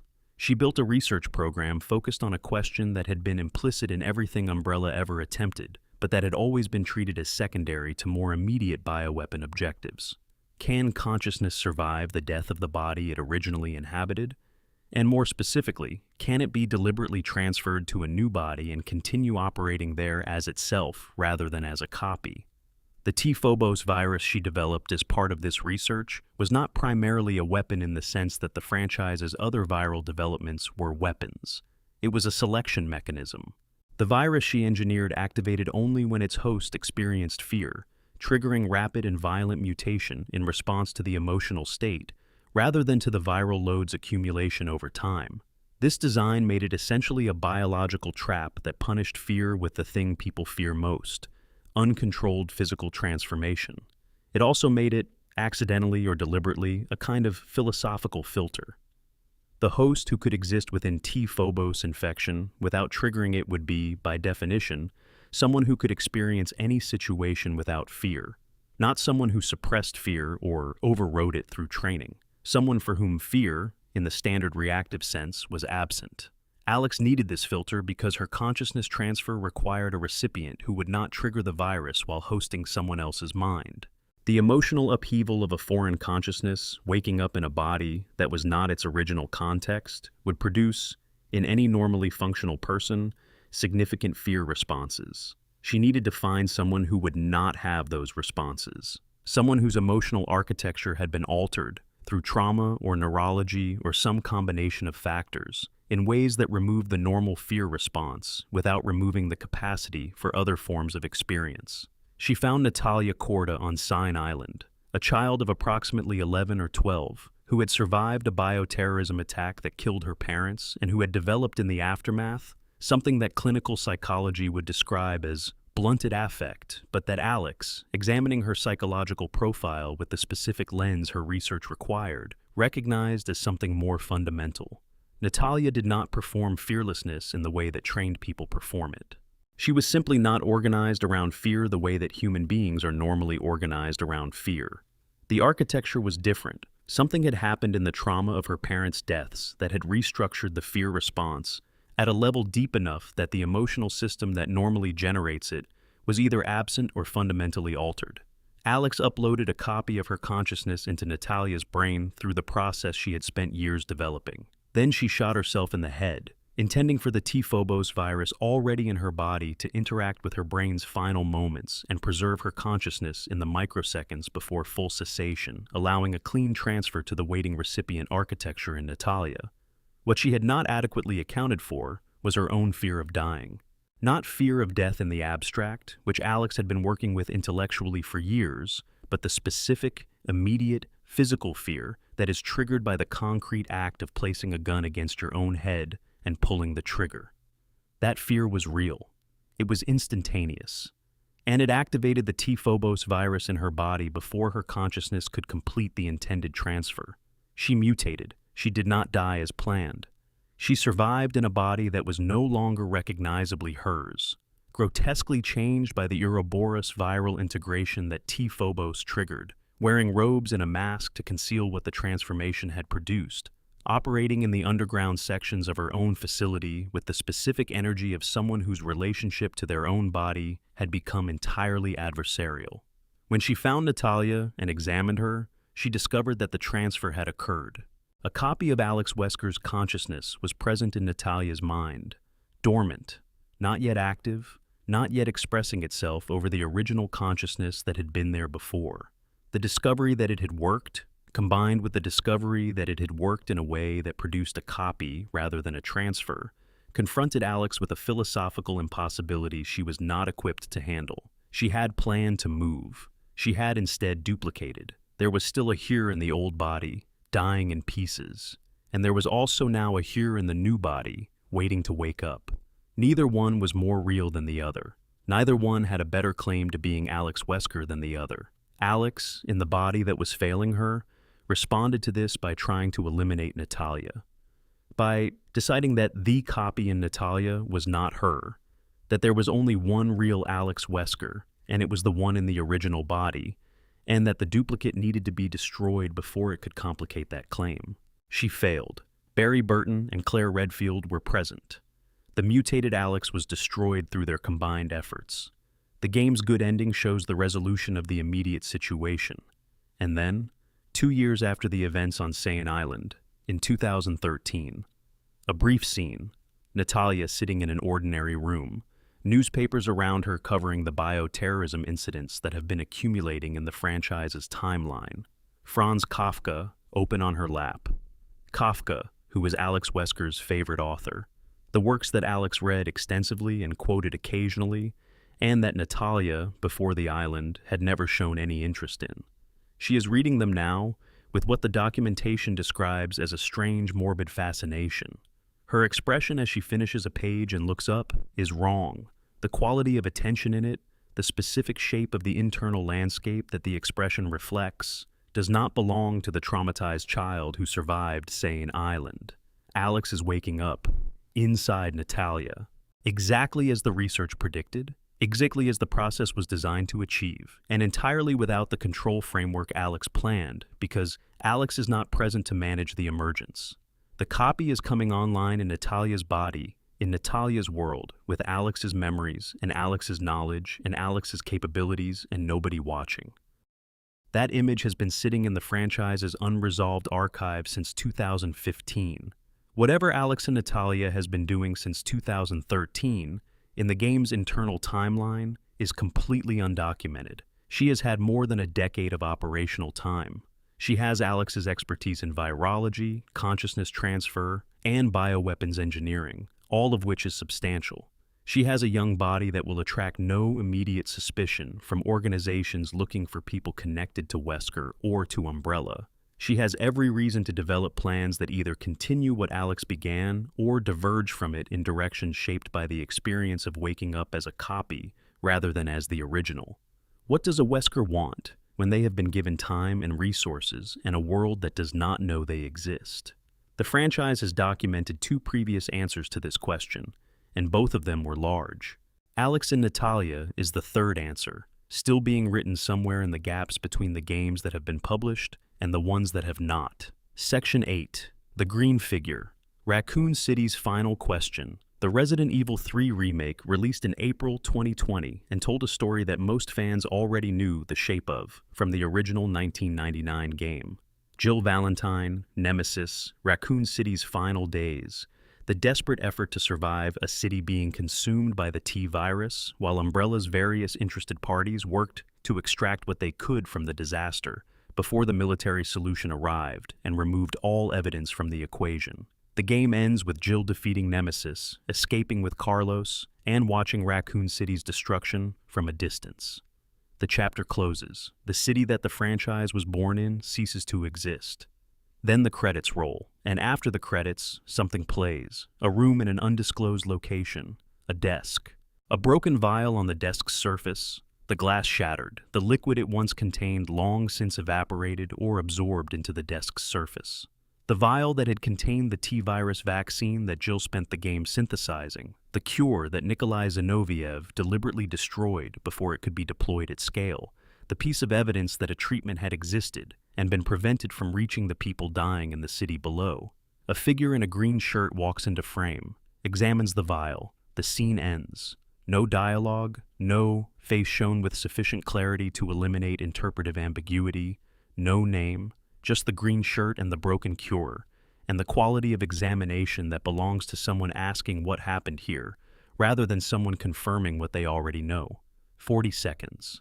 5 years of discussion that has produced no consensus and no official clarification from Capcom. The franchise's color coding system is the most important interpretive tool available for this scene. Resident Evil has been consistent enough in associating specific colors with its major characters that the coding functions as reliable shorthand. Jill Valentine is blue, Claire Redfield is red, Chris Redfield is military green-brown, Leon Kennedy is black or dark tones, Rebecca Chambers is green. The specific green of the figure in the post-credits scene matches Rebecca's established color with more precision than it matches any other candidate's palette. If the color coding means what it has consistently meant across decades of games, the green figure is Rebecca Chambers. Rebecca's narrative relevance to the scene's apparent content supports this reading. She is a biochemist by training, which gives her both the professional capability and the professional interest to recognize what a broken vial of T-virus vaccine means in terms of what it implies about the events that produced it. She was present during the Spencer Mansion incident in 1998, operating in the months immediately preceding Raccoon City's outbreak. She survived.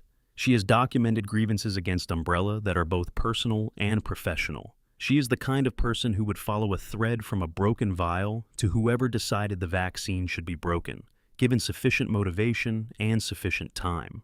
A Rebecca Chambers-centered game has been something fans have discussed for years as the most significant remaining gap in the franchise's main game coverage of this era. The games have taken us through Chris and Jill's Spencer Mansion experience, Leon and Claire's Raccoon City experience, Jill's later Raccoon City experience, and Wesker's perspective on multiple incidents. Rebecca's specific story after the Spencer Mansion, her trajectory from that night in 1998 through the subsequent years in which Umbrella was still operating and still dangerous, has never been the subject of a full game. The broken vial as the starting point of that story makes narrative sense. It is a piece of evidence that Umbrella's response to Raccoon City included the deliberate destruction of the cure. It points toward the shadow network we discussed earlier, the institutional infrastructure that allowed Umbrella to operate for so long with such comprehensive protection. Following that thread from the broken vial toward whoever ordered its destruction would take a protagonist through a layer of the franchise's world that has never been properly explored. The corporate and political machinery that made all of the visible disasters possible. Alternatively, if the figure is Jill, the scene is a coda to the stated intention she expresses at the end of the game, to investigate who hired Nikolai and to follow that chain of command wherever it leads. The broken vial is evidence in an ongoing investigation rather than as a discovery, a confirmation that she followed through, that the resolution of the immediate crisis did not conclude the larger project she assigned herself in that final confrontation. The third candidate, Nikolai himself as a survivor of circumstances that should have killed him, reads as less structurally satisfying because of what the scene communicates tonally. The figure examining the vial is asking questions. Someone who ordered the vial broken would be confirming answers. The emotional register of the examination points toward discovery rather than verification. What is certain is that Capcom placed this scene deliberately, with awareness of what it implied and what questions it would generate. Post-credits scenes in this franchise have historically been narrative investments, setups for future stories rather than simply decorative closures. The RE3 remake post-credits scene is doing something specific. It is telling us that someone is picking up Raccoon City's unfinished account, that the investigation into what really happened there and who was really responsible is not over. The broken vaccine is evidence. Someone is holding it. The case is still open. Section 9. The Megamycetes' Ancient Purpose. Resident Evil Village introduced the Megamycete primarily through what it did and what it had done for Miranda across her century of experiments. The franchise gave us its functional capabilities, its storage of consciousness, its cellular replacement mechanisms, its underground network, the way it interacted with human biology to produce the mutations Miranda cataloged across decades of failed attempts to recover her daughter.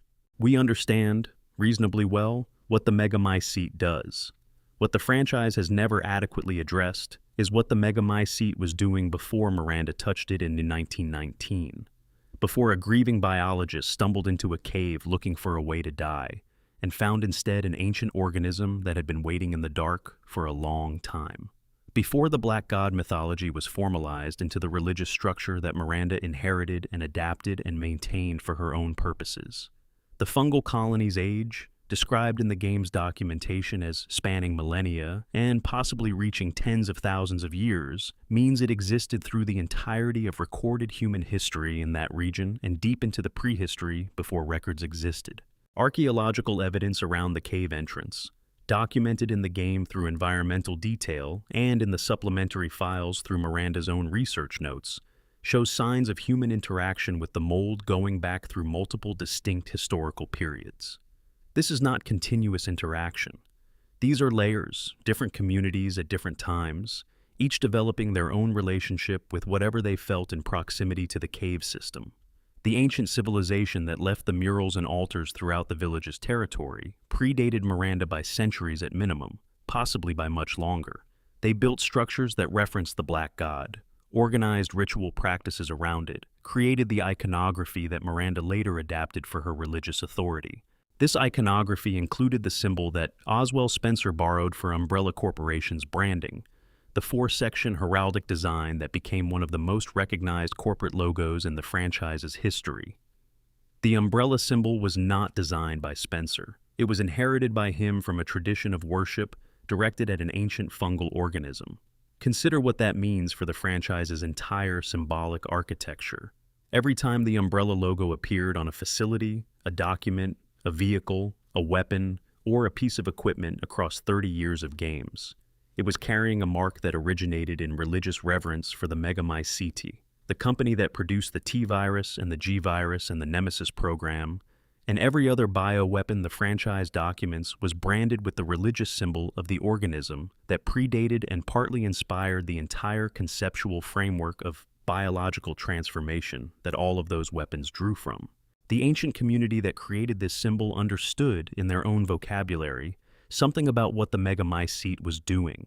They did not have microbiology. They had observation and pattern recognition and the accumulated interpretive tradition of generations spent in proximity to something they could feel but not explain.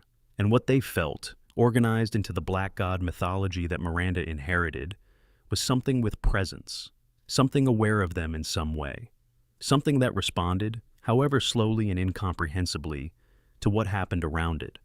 Was it?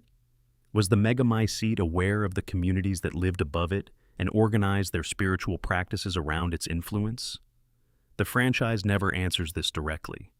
The organism is presented primarily as reactive, an ancient biological mechanism rather than a conscious entity.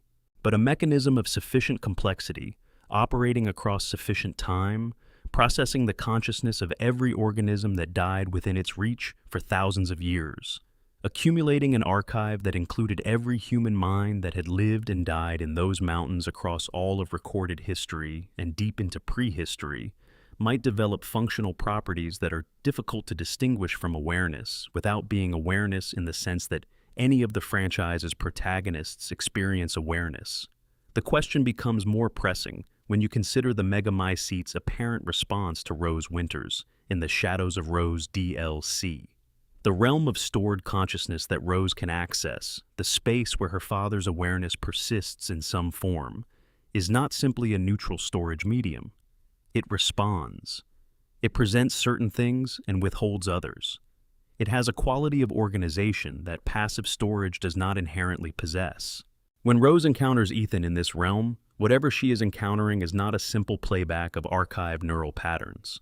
It is something that responds to her, that knows her, that has maintained something of the relationship between father and daughter, even within the radically altered context of post-death consciousness storage in a fungal network. The BSAA's bomb was supposed to destroy the megamycete completely. The explosion was comprehensive within the blast radius, But a network that extended through an entire mountain range via underground mycelial tunnels was not entirely contained within the village's geography, and the blast radius, however carefully calculated, was necessarily bounded. Whether peripheral sections of the network survived, whether some fragment of the archive persisted in root systems beyond what the bomb reached, whether the ancient organism that had been growing in those mountains for millennia continued to grow in the mountains outside the blast radius. These are questions that the franchise has not answered. Rose can still access the realm. This is the most important data point. Whatever the bomb destroyed, it did not destroy everything. The Black God is not fully gone. Some remnant of an organism that was ancient when Christianity was young persists somewhere in those mountains, still accumulating, still archiving, still doing whatever it has always done in the dark below the surface of a world that keeps forgetting it is there. Section 10. Spencer's Missing Years and the Shadow Network. There is a gap in Oswell Spencer's documented history that is larger than it initially appears. The period between his departure from Miranda's village in the mid-1950s and the formal founding of Umbrella in 1966 or 1967 represents approximately a decade of the franchise's most important developmental history, the years during which a student with ideas transformed into an executive with infrastructure. This transformation required things that the games acknowledge without tracing: relationships, money flows, political protection, and the specific kind of institutional complicity that allows illegal activity to continue indefinitely at scale. Spencer came from aristocratic wealth, which provided initial resources and initial connections. He had Ashford and Marcus as technical partners, but the kind of protection that Umbrella maintained across 30 years of documented bioweapon development, protection that survived the Spencer Mansion incident and the Raccoon City investigation and multiple governmental inquiries that should have collapsed the organization, required a depth of institutional entrenchment that three people with resources could not have built alone. The individuals who provided that entrenchment are not in the franchise's files. The politicians who approved funding arrangements that benefited from Umbrella's research and therefore had motivation to suppress investigation. The military officers who authorized weapons testing contracts that the chain of command above them would not have officially sanctioned. The financial intermediaries who structured the flow of money through entities that would not appear in any regulatory record. The intelligence officials who identified Umbrella as a useful asset and extended informal protection in exchange for access to certain research outcomes. These people existed within the game's universe. They made choices that enabled 30 years of atrocity. They simply do not appear in any of the documentation that the franchise has provided. What Spencer was building during those undocumented years was not just a company. Companies exist within regulatory frameworks and can be dismantled by those frameworks. Spencer was building something below that level, something that operated by using institutional frameworks without being subject to them, the way a parasite uses a host's resources without being governed by the host's cellular biology. The network he assembled was real, distributed, self-interested enough in its own right to maintain itself even when the visible surface it operated through faced exposure, and durable enough to survive the collapse of the primary structure it had initially served. This shadow network is why Umbrella's fall in 2003 did not end the franchise's story.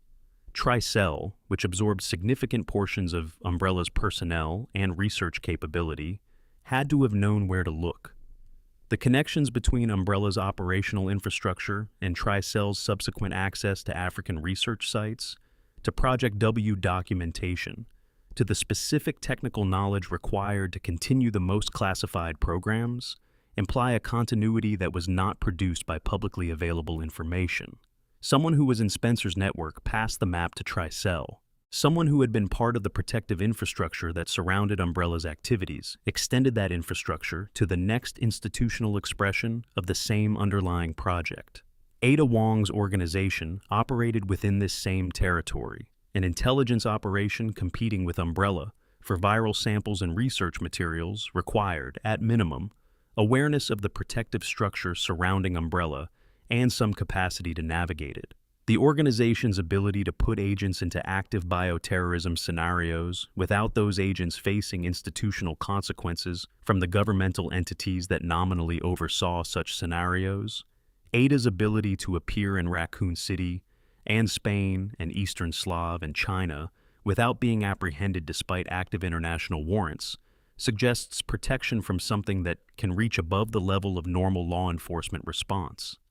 Was the organization also part of Spencer's shadow network, operating in competition with Umbrella at the surface level while sharing the same underlying protective infrastructure?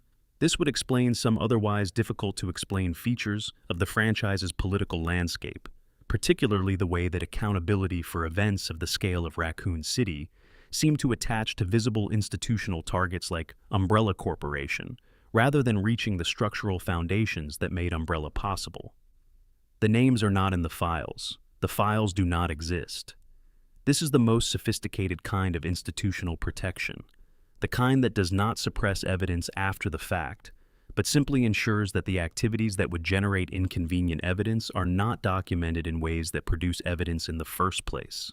Spencer is dead, but the network he built during those undocumented years was never dependent on Spencer personally. It was built from interests, and interests do not die when the people who organize them die.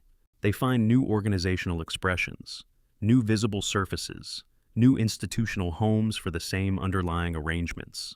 Every new organization in the franchise's post-Umbrella period, every entity that has managed to conduct research or operations that should not have been possible without institutional protection, is evidence that the shadow network persists. Nobody has ever systematically dismantled it. Nobody in the franchise has ever seriously attempted to, because doing so would require confronting not the monsters, but the infrastructure that produces monsters. Not the visible villain, but the invisible arrangement that gave the visible villain permission to exist. That infrastructure was assembled in Spencer's missing years, and it has been maintained ever since by people who do not appear in any file that has ever been found by any protagonist in any game. Section 11. Rose Winters. What comes next? The ending of Resident Evil Village resolves its most immediate question. Rose Winters survives. The Shadows of Rose DLC confirms this 16 years after the main game's events, giving us a portrait of a young woman who has grown up carrying the weight of what she is, who uses her mold-derived abilities with reluctance, and exercises them in service of a purpose rather than for their own sake, who navigates the specific isolation of being something that people know enough about to find dangerous but not enough about to understand.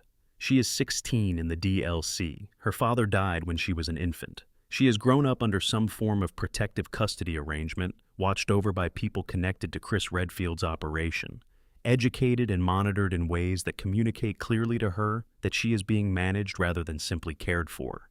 She knows what she is, or as much of it as anyone has told her. She knows her cells are not human cells. She knows her abilities come from the same biological substrate that produced the monsters her father died fighting. She knows that at least one organization has a historical interest in people like her for purposes that have nothing to do with her well-being. Her abilities, as demonstrated in the DLC, are remarkable even against the baseline of extraordinary capabilities that the Resident Evil universe normalizes. She can perceive and interact with the Megamycete's stored consciousness realm, a space that should not be accessible to any ordinary person. She can purify or transform mold growths in ways that suggest control over the biological mechanisms of the fungus rather than simply resistance to them. She can navigate environments saturated with mold activity that would be lethal to any uninfected person. And she can encounter, in whatever the Megamycete's realm is, something that might be her father. That encounter, the meeting with whatever persists of Ethan Winters in the fungal archive, is one of the most emotionally complex moments in the franchise's history, precisely because of the philosophical uncertainty surrounding it. Is it Ethan?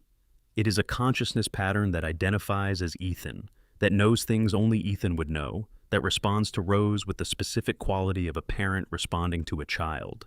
It is also something that exists in the stored realm of an ancient fungal organism. Something that might be a perfect preservation of what Ethan was, or might be the organism's reconstruction of what Ethan was based on, the patterns it absorbed, which are not the same thing even if they are indistinguishable from the inside. Rose cannot know which one she is talking to. She can only respond to what is present, and what is present tells her things she could not have known otherwise, and offers her the kind of contact she has been without for her entire life. Whether it is really her father, or the most faithful possible echo of her father, may be, in some profound practical sense, the same question as whether Ethan Winters was really himself after the Baker estate. The mysterious phone call that Village's ending includes, the communication from an unidentified party who has clearly been monitoring Rose since childhood, is the franchise's announcement that her story has moved from the protected phase into the active phase. Someone is ready to involve her in something. Someone has been patient through her childhood and decided that the waiting is over. The specific quality of the call, the surveillance it implies, the power it demonstrates by being possible despite whatever security around Rose's identity presumably existed, communicates clearly that this is not a party whose involvement will be optional. The structural candidates for this caller have been discussed extensively since the game's release. The most functionally coherent is a surviving element of the Connections, the organization that created Eveline, and that has specific historical interest in mold-based biological development. The Connections would know about Rose because they were monitoring the Winters family before Village's events and presumably maintained whatever intelligence capacity they had that survived Miranda's destruction. They know what Rose is. They know no one else like her exists. They understand the research implications. And they have a track record, with Eveline, of treating mold-based biological entities as assets to be developed and deployed rather than people to be allowed to live their own lives. An alternative candidate is the BSIA or A faction within it. Village established that the organization had moved into deploying bioweapon derivatives as operational assets. Rose, as an adult with combat capability and extraordinary mold-derived abilities and a demonstrated willingness to operate in dangerous conditions, would be an extraordinary operational resource. Chris Redfield's personal investment in her protection may be the only thing standing between her and institutional interest of the most invasive kind. And Chris is one person against whatever the BSAA's institutional momentum has become. What makes Rose's future so narratively rich and so genuinely uncertain is that the franchise has placed her at the intersection of every major unresolved thread simultaneously. She is the outcome of the Megamycetes' history and Miranda's century of experiments and Umbrella's creation of Eveline and the Connections bioweapon program, and Ethan's death and resurrection, and the entire chain of events stretching from Mother Miranda touching a fungal mass in 1919 to whatever comes next. Everything that the franchise has been building since before most of its current audience was born is present in what Rose is. She is the archive made flesh, the living endpoint of 30 years of biological horror. What she does with that inheritance is the question the franchise is now positioned to ask directly, not through a secondary character's perspective on the consequences of bioterrorism, not through a veteran protagonist navigating the latest crisis produced by the same underlying systems, but through the direct experience of someone who is herself, the most recent expression of everything the universe has been building toward. Rose Winters could be the most hopeful story Resident Evil has ever chosen to tell. The possibility that someone produced by all of this darkness might find a way to exist in it as something other than a weapon or a victim or a resource is not foreclosed by anything the franchise has established. Ethan Winters, who was mold-shaped like a man, chose to be a father when that choice cost him everything.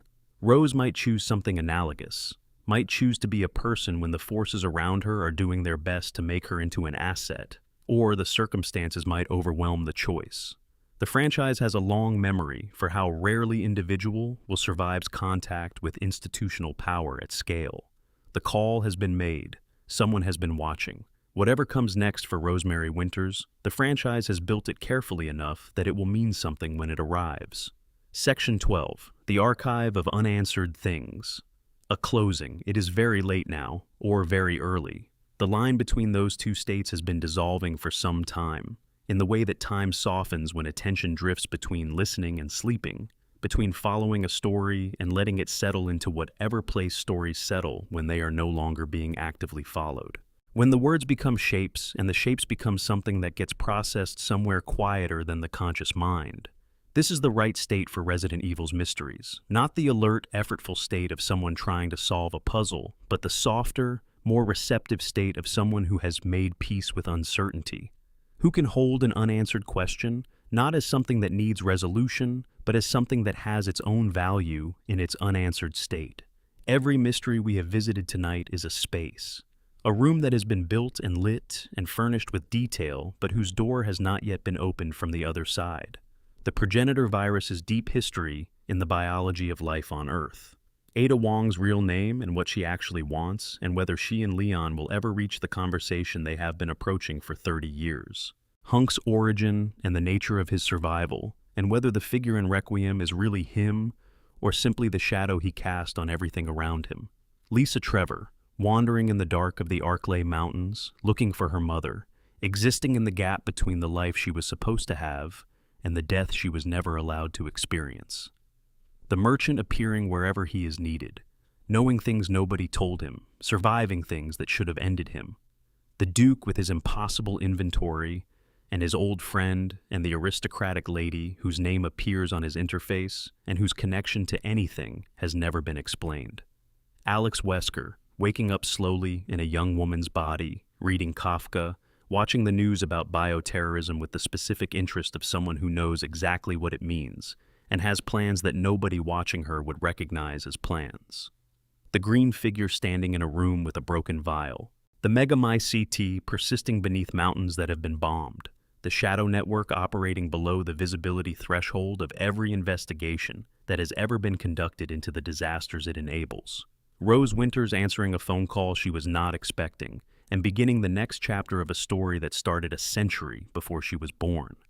What connects all of these mysteries is not their subject matter. It is a quality of depth, a sense that the visible surface of each one is the small exposed portion of a much larger structure, extending in directions that are not currently lit. This is a quality that the franchise maintains deliberately, with awareness and craft, because the alternative, answering every question and closing every gap, would reduce the franchise's world from something that feels genuinely vast and genuinely inhabited to something that can be fully mapped. You can fully map a thing, but you cannot fall asleep to a fully mapped thing and dream anything worth dreaming. Resident Evil's mysteries are not failures of storytelling. They are its most sophisticated achievements. The creation of spaces that feel inhabited without being occupied, that feel full of potential without being exhausted by their own content, that generate new meaning every time someone brings new questions to them. Ada Wong has been a mystery for nearly 30 years and remains more interesting than most characters who have been fully explained. Hunk has never had his biography written and is more compelling for that absence than he would be with it. The progenitor virus was ancient before humans were complex, and that antiquity resonates through everything derived from it. Some of these questions will be answered in future games. The franchise is not finished. Rose Winters is in it somewhere. Alex Wesker is in it somewhere. Whatever the megamycete fragment is still doing in those mountains is in it somewhere. The green figure has a story that has not yet been told. Hunk may appear again in a context that resolves or deepens what he is. Some of them will not be answered. Some of them will persist indefinitely in the franchise's archive of things that exist without explanation, accumulating significance through the years they remain unresolved. Ada Wong's real name might never appear in any game. Lisa Trevor's final fate might never be confirmed. The merchant's nature might remain deliberately outside the categories that the games use to organize their world, and there is a version of that persistence that is itself an answer. A thing that exists for 30 years without being explained, that remains interesting without explanation, that generates genuine engagement and genuine feeling in millions of people across decades of time, has demonstrated something important about itself. It does not need an explanation. Its existence is its own sufficient justification. The archive of unanswered things stays open. It has always been open. It will be open tomorrow and next year and in whatever games Capcom releases in the years ahead. And it will keep being interesting.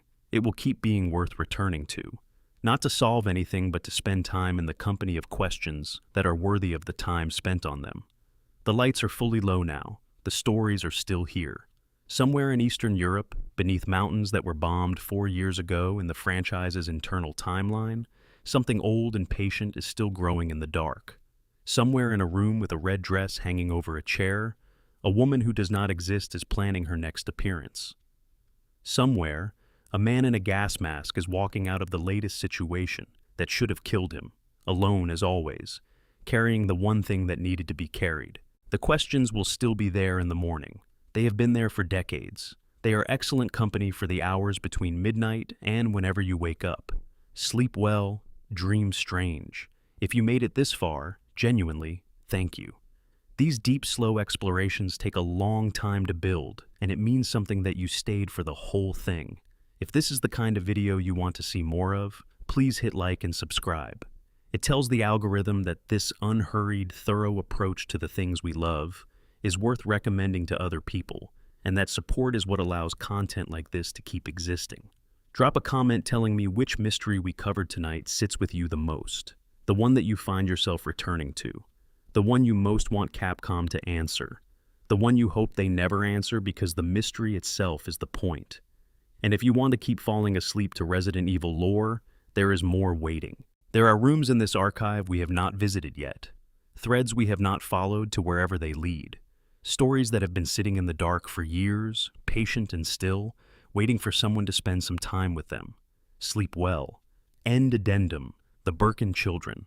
Sherry's unanswered biology. Among the franchise's roster of characters whose stories end mid-sentence, Sherry Birkin occupies a particular position because her unresolved questions are not primarily about personality or motivation or hidden history. They are about biology, about what her body can do that no other body in the franchise has been documented doing, about what it means that a child survived the G-virus in a way that its own creator, her father William Birkin, never intended and never had the opportunity to study. Sherry Birkin was 11 years old when she survived the Raccoon City incident in 1998. Her father was William Birkin, Umbrella's chief G-virus researcher. Her mother was Annette Birkin, a scientist who worked alongside William and whose relationship with their daughter had been significantly sacrificed on the altar of her husband's research obsession.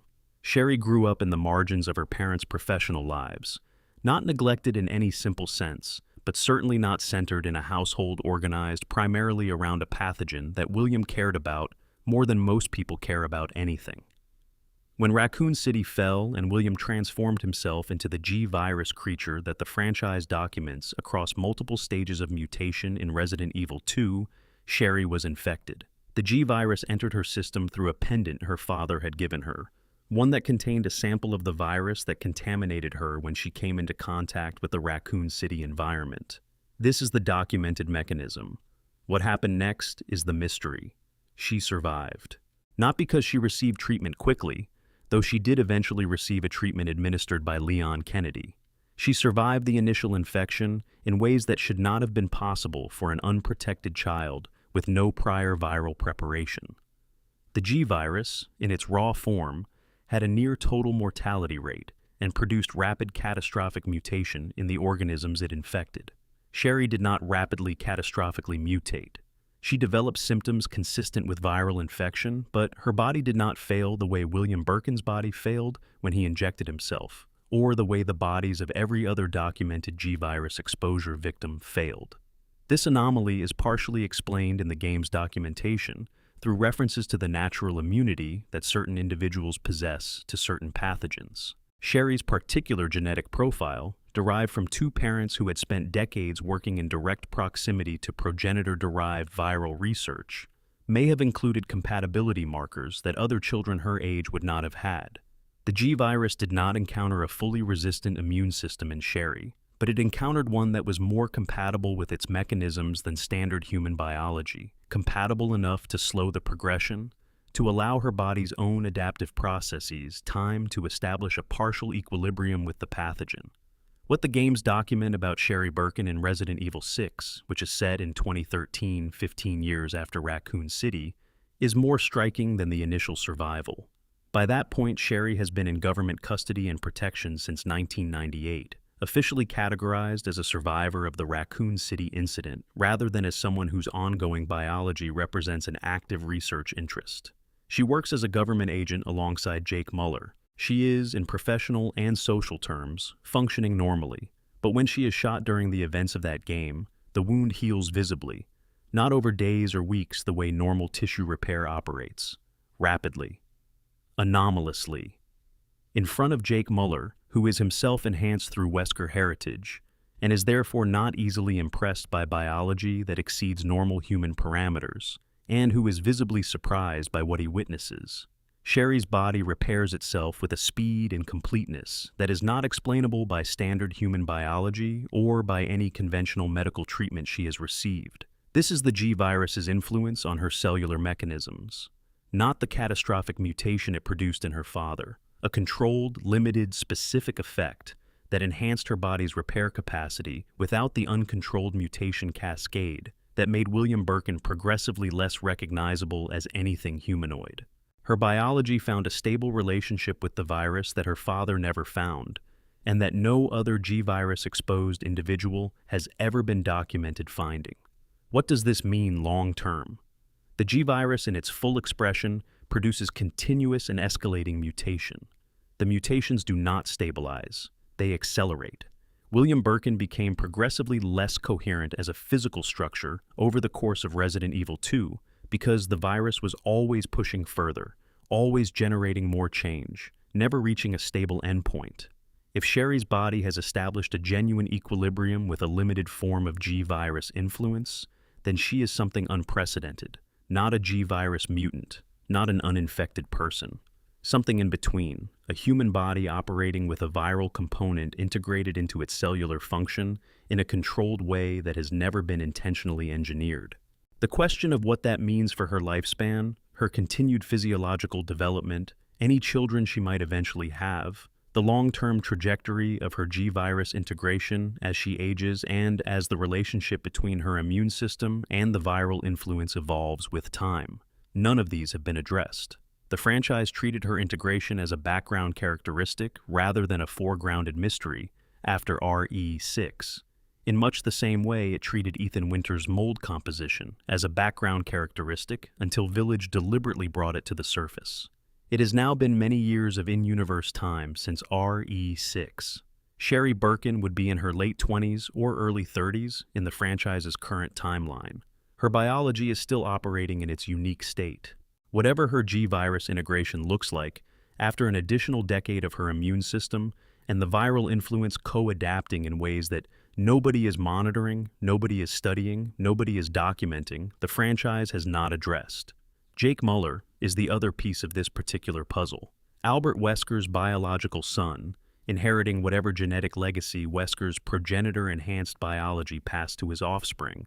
Jake has something in his blood that BSAA researchers identified in RE6 as potentially the foundation for a bioterrorism vaccine.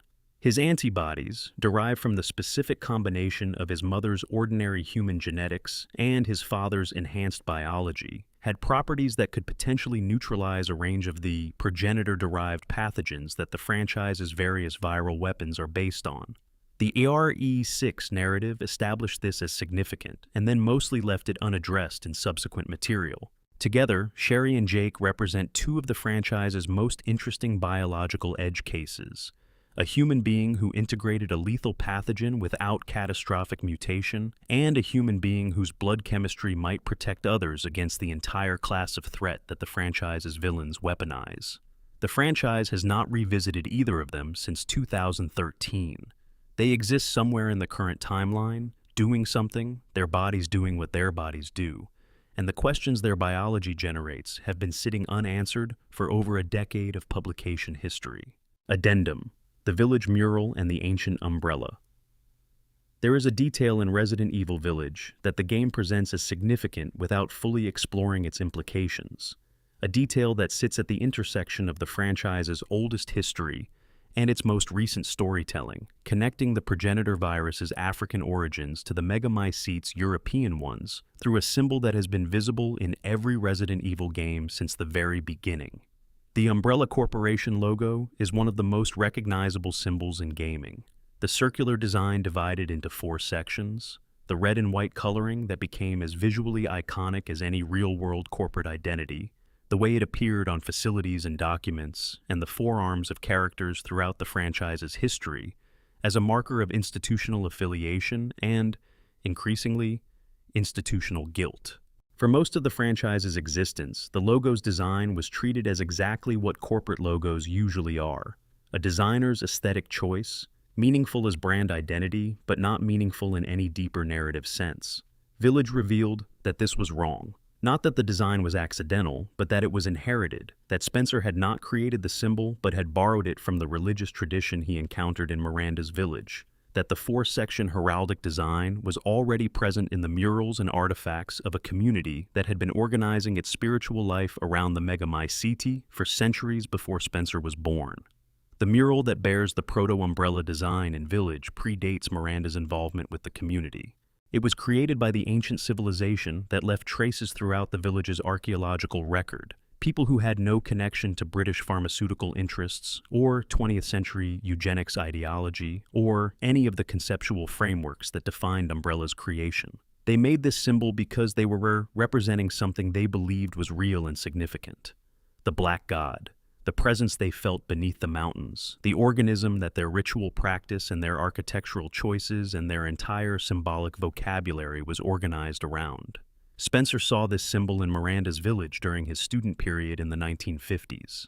He found it aesthetically appropriate for what he was building. He took it. Without ceremony, without acknowledgement of where it came from, without any apparent understanding of the irony of using the religious symbol of an ancient mold cult as the branding for a pharmaceutical corporation devoted to viral research inspired by that same mold cult's underlying organism. Or did he understand? Spencer was not, by documented evidence, a person who made significant aesthetic choices without reasoning. He was calculating in his professional life in ways that the franchise documents thoroughly. The adoption of the ancient symbol might not have been simple aesthetic preference. It might have been a deliberate acknowledgement of the lineage, a private signal in a public logo that connected Umbrella's visible corporate identity to its invisible origins. A mark that said, to anyone who knew what it originally represented, that this organization was the continuation of something ancient rather than the beginning of something modern. If that reading is correct, then the Umbrella logo was never simply a pharmaceutical company's branding. It was always a mark of the Megamycete's influence, extending outward from an ancient cave in Eastern Europe through decades of bioweapon development across multiple continents, visible on every document and facility the franchise has ever shown us. The ancient civilization that created the original symbol remains almost entirely unexplored in the franchise's lore. We know they existed. We know they left traces. We know they had sufficient engagement with the Megamycete to develop an elaborate symbolic vocabulary around it. We do not know what happened to them, whether they were absorbed into later communities that became the village Miranda inherited, whether they were destroyed by a mold event, a fungal epidemic that produced monsters the way the franchise's other fungal and viral outbreaks produce monsters, whether they simply dispersed across time, as communities do, their specific knowledge of the Black God diluting through generations until the mythology remained while the biological understanding was lost. The franchise has given us one ancient civilization organized around the progenitor virus in West Africa, and traces of another organized around the Megamycete in Eastern Europe. The possibility that both of these represent not isolated local phenomena, but something more widespread, ancient human populations in various parts of the world, who had long-term relationships with the naturally occurring pathogens that Umbrella would eventually weaponize, is one that the games have never directly addressed. It is an implication that sits in the space between the Indapaya civilization and the unnamed mountain people of Miranda's Valley, connecting two different areas of the franchise's map through the common thread of ancient biological mystery. Both civilizations left their marks on the franchise's symbols. The stairway to the sun that gave Spencer the mechanism for all of Umbrella's research. The four-section design that gave Spencer the logo for the organization that weaponized it. Both of these inheritances were taken without acknowledgement and used without credit. Both of them are still present in everything the franchise builds. Addendum: the President's Daughter and the classified file. There are mysteries in Resident Evil that exist not because the franchise has been building toward them for decades, but because specific games, in their construction, created gaps in their own logic that the production timeline never allowed to fill. Ashley Graham's kidnapping in Resident Evil 4 is one of these. Specifically the question of how Los Illuminados, a Spanish religious cult operating from a remote agricultural region with no documented intelligence capabilities, managed to execute a successful operation to kidnap the daughter of the President of the United States. Ashley Graham was the target of an abduction that would have required, at minimum, access to classified information about her movements, a logistics operation capable of inserting personnel into the specific environments where the kidnapping took place, and a level of operational security that prevented any of the United States government's intelligence and protection services from identifying the threat before it materialized. None of these capabilities are things that a regional Spanish cult should have possessed. Even with Sadler's resources and the organizational capacity of Los Illuminados as a mass control instrument, the gap between managing infected villagers and executing a precision operation against a protected government target is enormous. The franchise's documentation suggests the involvement of external support. Sadler's operation had contact with figures outside the cult's geographic and organizational territory. The specific nature of those contacts, the individuals or organizations who provided whatever support made the kidnapping possible, is not documented in any of the game's files. It exists as a logical necessity, a gap that the story requires to be filled by something, but that the story never fills.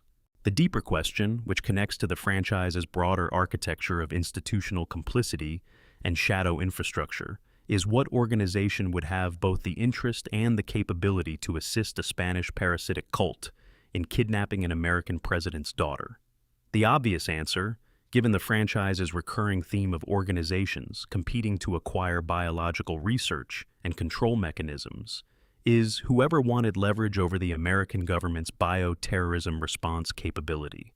If a foreign power or a private entity with geopolitical ambitions could demonstrate the ability to penetrate Secret Service protection and extract a presidential family member, the leverage that created would have value far exceeding whatever operational investment the assistance required. This reads the Resident Evil 4 kidnapping as a demonstration of capability rather than primarily as a recruitment tool for Las Plagas. The infected Ashley, if she had been returned to the president, would have had implications for American governance that go far beyond any individual parasitic control. She would have been leverage at the highest available level of governmental authority. Who was positioned to benefit from that kind of leverage in 2004, in the Resident Evil universe's timeline? Who had the intelligence reach to identify Ashley's movements and the operational capability to assist in the abduction? The franchise has never answered these questions directly. It treated the kidnapping as the situation that motivated the game's events, rather than as a mystery to be investigated within those events. But the questions remain in the structure of the story, as durable as any of the other gaps we have visited tonight. Addendum: the 4 survivors of Raccoon City, where are they now?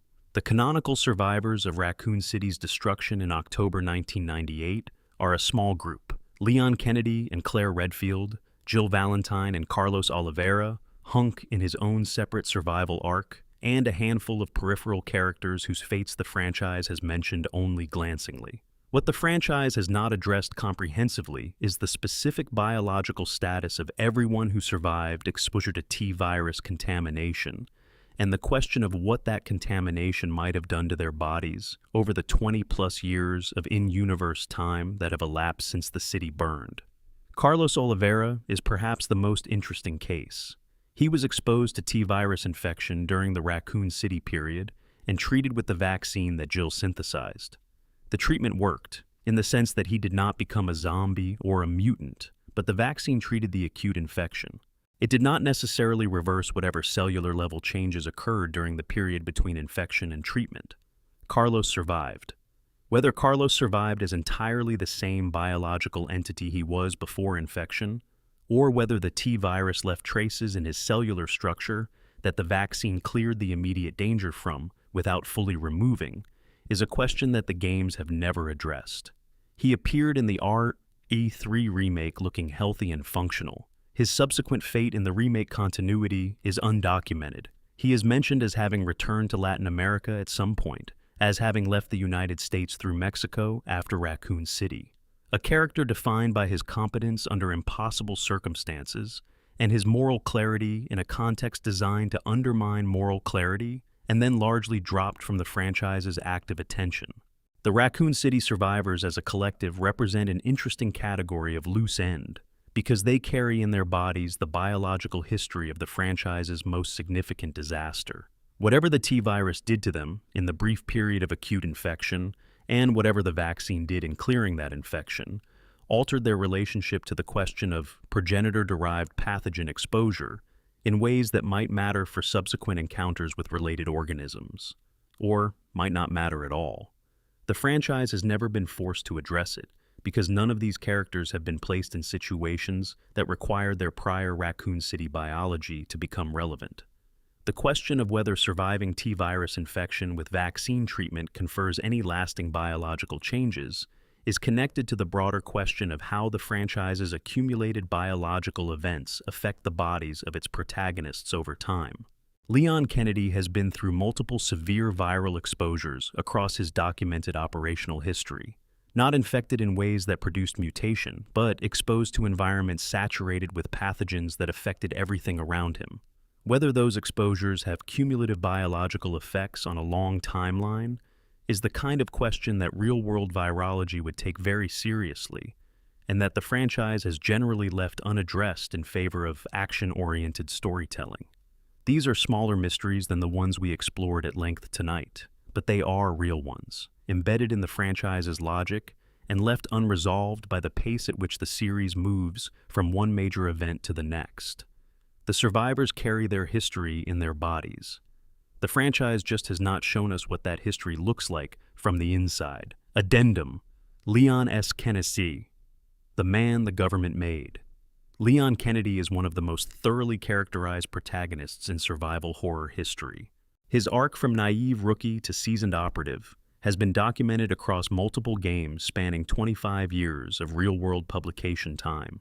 We know what he looks like, and how he fights, and what he finds funny, and how he talks to people he respects and to people he does not. We know he was supposed to start at the Raccoon City Police Department on September 29, 1998, and instead spent that night navigating the worst bioterrorism disaster in human history before the city even formally employed him. We know what that night cost him and how it shaped every subsequent professional decision he made. What the franchise has never adequately addressed is the gap. Specifically, the gap between what Leon was before Raccoon City and what he became immediately after it. Not the psychological gap, which is legible in his characterization across the games, but the institutional gap. How exactly did a rookie cop who spent his first intended shift surviving a zombie outbreak become a government agent with top-level clearance and direct access to the president? The official story is that he was recruited after Raccoon City into a special government division focused on bioterrorism response, and that his performance during the outbreak demonstrated the specific capabilities that this division required. This is plausible as far as it goes. A person who navigated the worst bioterrorism disaster in history on their first day in a professional environment and came out the other side with functional ability and demonstrated moral judgment under impossible conditions would be exactly the kind of recruit that a program dealing with bioterrorism scenarios would want. But the political reality surrounding Raccoon City's destruction was far more complex than a straightforward recruitment story implies. The United States government was implicated in the Raccoon City disaster through its documented business relationship with Umbrella Corporation. The military and intelligence officials who had authorized Umbrella's weapons research contracts had direct incentive to manage the public narrative around the city's destruction, and to ensure that the individuals who survived it did not become sources of publicly available testimony about what they had witnessed. Leon was a trained law enforcement officer with direct eyewitness experience of Umbrella's most catastrophic contained failure. He had been inside the Nest facility. He had encountered Albert Wesker. He had documented evidence of the specific relationship between Umbrella's research programs and the Raccoon City outbreak in a way that conflicted with the government's preferred narrative of a contained industrial accident requiring nuclear-level response as a regrettable but necessary public health measure. The government made Leon Kennedy an asset rather than a witness. The recruitment that the franchise presents as a career opportunity was, at its foundation, a management strategy for someone who knew too much to be allowed to exist as an independent civilian with the ability to speak publicly about what he had seen. Making him an agent with classified clearance created the legal framework to keep everything he knew under national security protection.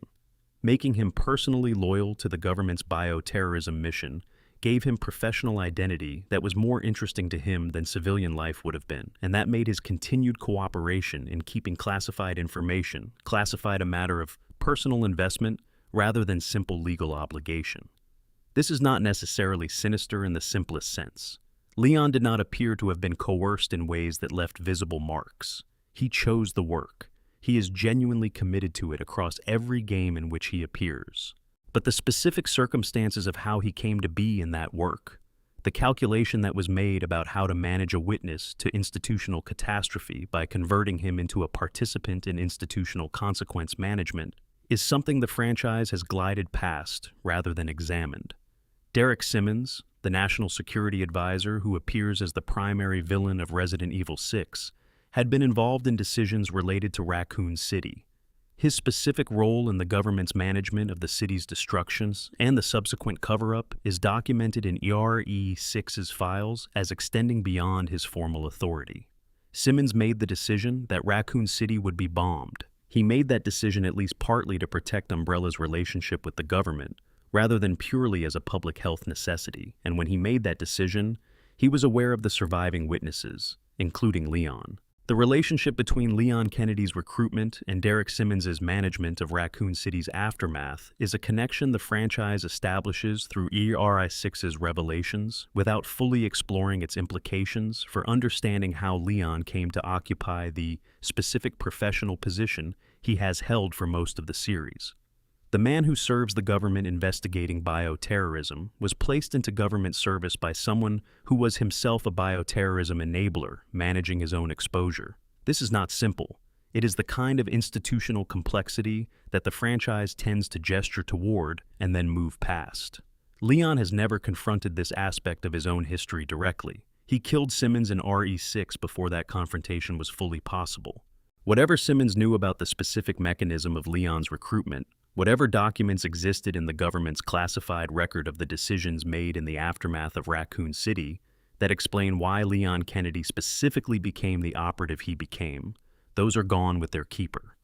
The man the government made is also, always, the man who made himself in those sewers and that facility on the night of September 29, 1998. Both things are true simultaneously, and the franchise has never needed to resolve the tension between them, because Leon has never been put in a position where the tension mattered to the story being told. It is there, though, in the gap between who he was and who he became, in the specific institutional machinery that converted a surviving witness into a loyal operative, in the questions about Derek Simmons that died with Derek Simmons. Leon Kennedy is the franchise's most thoroughly known character. He is also, in certain specific ways, one of its most unexamined ones. The things that are unexamined about him are not randomly distributed. They cluster around the period immediately after Raccoon City and the specific mechanics of how the government chose to handle what survived it. Addendum, the Indi Paya and what Umbrella took from them. We have spent considerable time with the progenitor virus and its ancient history in the Sonnentrep flower. We have traced Spencer's expedition and the founding of Umbrella and the chain of consequences that runs from West Africa in 1966 through Raccoon City in 1998 and onward through decades of franchise history. What we have not adequately addressed is the Indi Paya themselves and what Umbrella's seizure of their sacred site meant for a community whose civilization had been organized around that site for thousands of years. The Indi Paya people were forcibly displaced from the underground garden by Spencer's armed mercenaries. This is documented in the franchise's available records with the same clinical neutrality that characterizes Umbrella's documentation of most events involving harm to people who were not corporate employees. Armed response to resistance, establishment of perimeter, clearing of the area for research facility construction, the language of operational security applied to the destruction of a community's sacred center. The Indi Paya had organized their entire social structure around the stairway to the sunflower. Their leadership tradition, their mythology, their understanding of what human beings were capable of becoming, all of it was rooted in the specific relationship that community had developed over thousands of years with an ancient virus that lived in those caverns. Removing them from the site was not simply a property dispute. It was the seizure of the foundation on which their civilization was built. What happened to the Ndipaya in the decades following Umbrella's seizure of the Sun Garden is not documented in the franchise's available material. The Kijuju region, the area identified in ER-E5 as the location of Umbrella's African research facilities, became the setting for that game's events in 2009. By that point, the region had been subject to decades of Umbrella's presence, and then the post-collapse period, during which Tricell absorbed and continued the research. The local population had been used as test subjects for various viral research programs. The specific community whose traditions had originally housed the virus was not identified as the Ndipaya in RE5's events. The Majini of that game were the infected population of a region that had been subjected to decades of organized exploitation. The question of whether any recognizable Ndipaya community persisted into the period of RE5's events, whether the specific cultural knowledge and oral tradition that had preserved the relationship between the Sun Garden and human potential for thousands of years survived contact with Umbrella, is one that the franchise has never addressed. The virus was extracted from the flower and weaponized. The community that had maintained the relationship with it for millennia was cleared from the site. Whatever continuity of knowledge those people carried about the virus's effects, about the specific genetic conditions that produce compatibility rather than death, about the history of the God Kings and the civilization they built in those caverns, was separated from the research program that could have benefited from it. This is not an unusual pattern in the history of scientific exploitation. The specific local knowledge of communities who have lived with a phenomenon for generations is regularly disregarded in favor of laboratory methodologies that start from the assumption that useful knowledge must be legible in Western scientific frameworks. What the Ndipaya knew about which individuals could survive the flower, about the conditions that promoted compatibility, about the generations-long human relationship with the progenitor virus, might have directed Umbrella's research in ways that would have produced different outcomes than the T-virus and the G-virus and the series of catastrophic failures that defined the company's 3 decades of research. But consulting the people who were cleared from the site would have required acknowledging that clearing them from the site had been wrong, and institutional structures do not generally develop the capacity for that kind of acknowledgement unless external pressure makes it unavoidable. The Ndipaya and what was taken from them are one of the franchise's genuinely unresolved ethical threads. Not a mystery in the whodunit sense. A moral reckoning that the franchise has acknowledged exists, but has never required its protagonists to engage with directly. Spencer is dead. Umbrella is gone. The research his expedition enabled has produced consequences that the games document extensively. The community that was displaced so that research could begin has never been returned to in any substantive way. This is a story the franchise has not yet told. The people who were there first, whose history with the progenitor predated everything Umbrella ever did with it, whose displacement made all of the franchise's horror possible. Whatever remains of the Ndipaya tradition, whatever knowledge survived the clearing of the garden and the decades of Umbrella's presence in the region, is sitting somewhere in the franchise's geography, unvisited and unaddressed. And there is something deeply characteristic about that omission. The franchise's heroes have spent 30 years dealing with the consequences of what Spencer took from Africa in 1966. They have never gone back to ask what was owed to the people it was taken from. Addendum, the connections and what they were connecting. Resident Evil 7's most significant narrative contribution to the franchise's lore was not Evelyn herself, remarkable as the mold weapon character was, but rather the organization that created her. The connections are documented in the game's files and subsequent material as a criminal syndicate operating in the international bioweapon black market, specifically focused on acquiring and monetizing the viral and parasitic organisms that various research organizations, including Umbrella and its successors, had spent decades developing. Their business model was, in its basics, straightforward. Find advanced bioweapon research, obtain samples or full organisms, sell them to whoever had sufficient funds and motivation to purchase biological weapons on an unregulated market.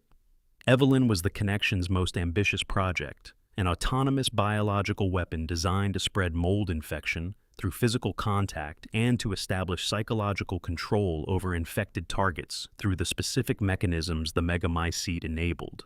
The goal was to create a weapon system that could neutralize enemy forces without conventional violence, that would appear as a naturally occurring biological event rather than as a deliberate attack, and that had the specific appeal to certain military and intelligence applications of not leaving the kind of physical evidence that conventional weapons do. What the franchise has never fully explored is what the connections actually were at an organizational level beyond the immediate functional description. A criminal syndicate operating in the bioweapon black market requires, at minimum, relationships with the kind of institutional infrastructure that produces advanced bioweapon research to access, relationships with the government and military clients who constitute the potential market for what it sells, and the specific legal protection that allows such an organization to operate without being dismantled by the international enforcement mechanisms that nominally exist to prevent exactly this kind of activity. This sounds familiar. This sounds like a description of the shadow network we discussed in relation to Umbrella's operational history. The infrastructure that protected Umbrella for 30 years did not protect only Umbrella. It protected the entire ecosystem of bioweapon development and black market exchange that Umbrella was the most visible part of. When Umbrella fell, the framework that had sheltered it shifted to shelter other organizations operating in the same space. The Connections is almost certainly one of these, an entity that existed within the same protective structure that Spencer built during his missing years, drawing on the same institutional relationships, benefiting from the same arrangement of interests that made oversight impossible. The Connections had Miranda's mold samples because Miranda gave them to Spencer decades earlier, and the knowledge of what the mold could do never stopped circulating through the shadow network that Spencer created. The lineage from Miranda to Spencer to Umbrella to the post-Umbrella black market is not a series of independent discoveries. It is a single continuous flow of information and material moving through an institutional structure that has been maintaining and distributing that flow since the 1950s. The Connections after Evelyn's escape and the events of RE7 are undocumented. The organization presumably continues to exist in some form, damaged by the loss of their flagship project and by whatever attention the Eveline incident drew from relevant oversight entities, but not destroyed.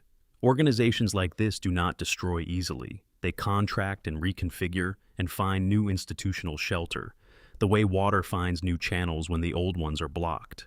What they know, what the Connections possess in terms of documentation and samples and research histories connected to Evelyn's development and to the mold generally, is sitting somewhere in the franchise's geography, not in any location that any protagonist has visited, not in any file that has been recovered and read. An organization that obtained mold samples from Miranda's research and developed them into a functional bioweapon has knowledge of the megamycete that the franchise's heroes have never accessed. They know things about what the mold can do that Miranda never published and that were never recovered in the aftermath of Village. What they intend to do with that knowledge, now that the most visible deployment of it has been neutralized, is a question that lives in the franchise's future rather than its documented past. The Connections are not done. They simply have not yet been observed doing whatever comes next. Addendum: the recurring nature of forgetting. There is a pattern embedded in the Resident Evil franchise that rarely gets named directly, but that operates consistently across every major story the series has told. It is the pattern of institutional forgetting, the way that organizations and governments and societies seem structurally incapable of maintaining the lessons that the franchise's various disasters are supposed to teach, the way that the same mistakes get made again with different participants in different locations, using different organisms, but following the same essential logic. Umbrella conducted illegal bioweapon research for 30 years. The T-virus destroyed a city in 1998. The world watched. Umbrella was dismantled, and within years, Tricell was conducting the same research using Umbrella's materials in Umbrella's locations with the same ethical framework of human lives as acceptable experimental costs. Tricell was stopped, and within a few more years, the Connections was developing autonomous bioweapons using organisms related to the ones that had caused every prior disaster. The BSAA was created to prevent bioterrorism. By the end of Village, the BSAA was deploying bioweapon clones as soldiers. Every generation of institutional response to the franchise's disasters reproduces the conditions for the next disaster, while congratulating itself on having learned from the previous one. This is not a mystery in the conventional sense. It does not have a hidden answer that investigation will reveal, but it is one of the franchise's most persistently unanswered questions in the deeper sense of a question that the story keeps asking without the story ever arriving at a satisfying resolution. Why does this keep happening? The Shadow Network explanation addresses the structural mechanics without addressing the underlying motivation. Even without the network's institutional protection, even in a counterfactual universe where every disaster was fully documented and everyone responsible was held fully accountable, the motivation to attempt what these organizations attempt would persist. The desire to control biological transformation, to direct evolution, to produce enhanced humans or useful weapons, or both simultaneously from the ancient organisms that the progenitor virus and the megamycete and Las Plagas represent, does not require an enabling institutional structure to exist. It requires human ambition and human capability and the specific combination of desperation and certainty that produces people willing to pay enormous costs for uncertain transformational goals. Miranda was not operating within Umbrella's shadow network. She was operating in an isolated village decades before Spencer arrived. Her motivation was grief. Her methodology was the same methodology that Spencer would later formalize into corporate research protocols: human subjects, iterative experiments, acceptable casualties, singular goal. The infrastructure that made Umbrella possible came later. The fundamental drive that made Miranda's experiments and Umbrella's experiments and every subsequent organization's experiments all expressions of the same underlying impulse preceded the infrastructure. The franchise's unanswered question, beneath all the specific mysteries we have visited tonight, is whether this impulse can be satisfied without the catastrophe it generates. Whether the genuine human desire to understand and control the ancient biological mechanisms that the franchise's organisms represent, the desire to live longer and be stronger, and to undo the losses that drive people like Miranda to desperate measures, can find expression in ways that do not require treating other people as raw material. The franchise has never answered this. Its history is entirely composed of instances where the desire and the catastrophe were inseparable. The methodology that promised transformation always produced disaster, because the promise was real, but the methodology was wrong. Not wrong in a fixable procedural sense, but wrong in a fundamental ethical sense. Wrong because it treated the question of other people's consent and safety as secondary to the question of the goal. Rose Winters exists because of this pattern. She is the product of disaster. She is also, potentially, the first person in the franchise's history who could choose to engage with the ancient biology she carries in her cells without making anyone else pay for that engagement. The first person who could ask the question that everyone from Spencer to Miranda to Birkin to Wesker has tried to answer through methods that cost everyone around them everything and ask it differently. Whether the franchise will allow her to do that, or whether the systems around her will convert her into the next iteration of the same pattern, is the most genuinely open question in the entire archive of things this universe has not yet resolved. That question, and all the others we have visited tonight, will still be there tomorrow, and the next time you settle in for something quiet in the dark.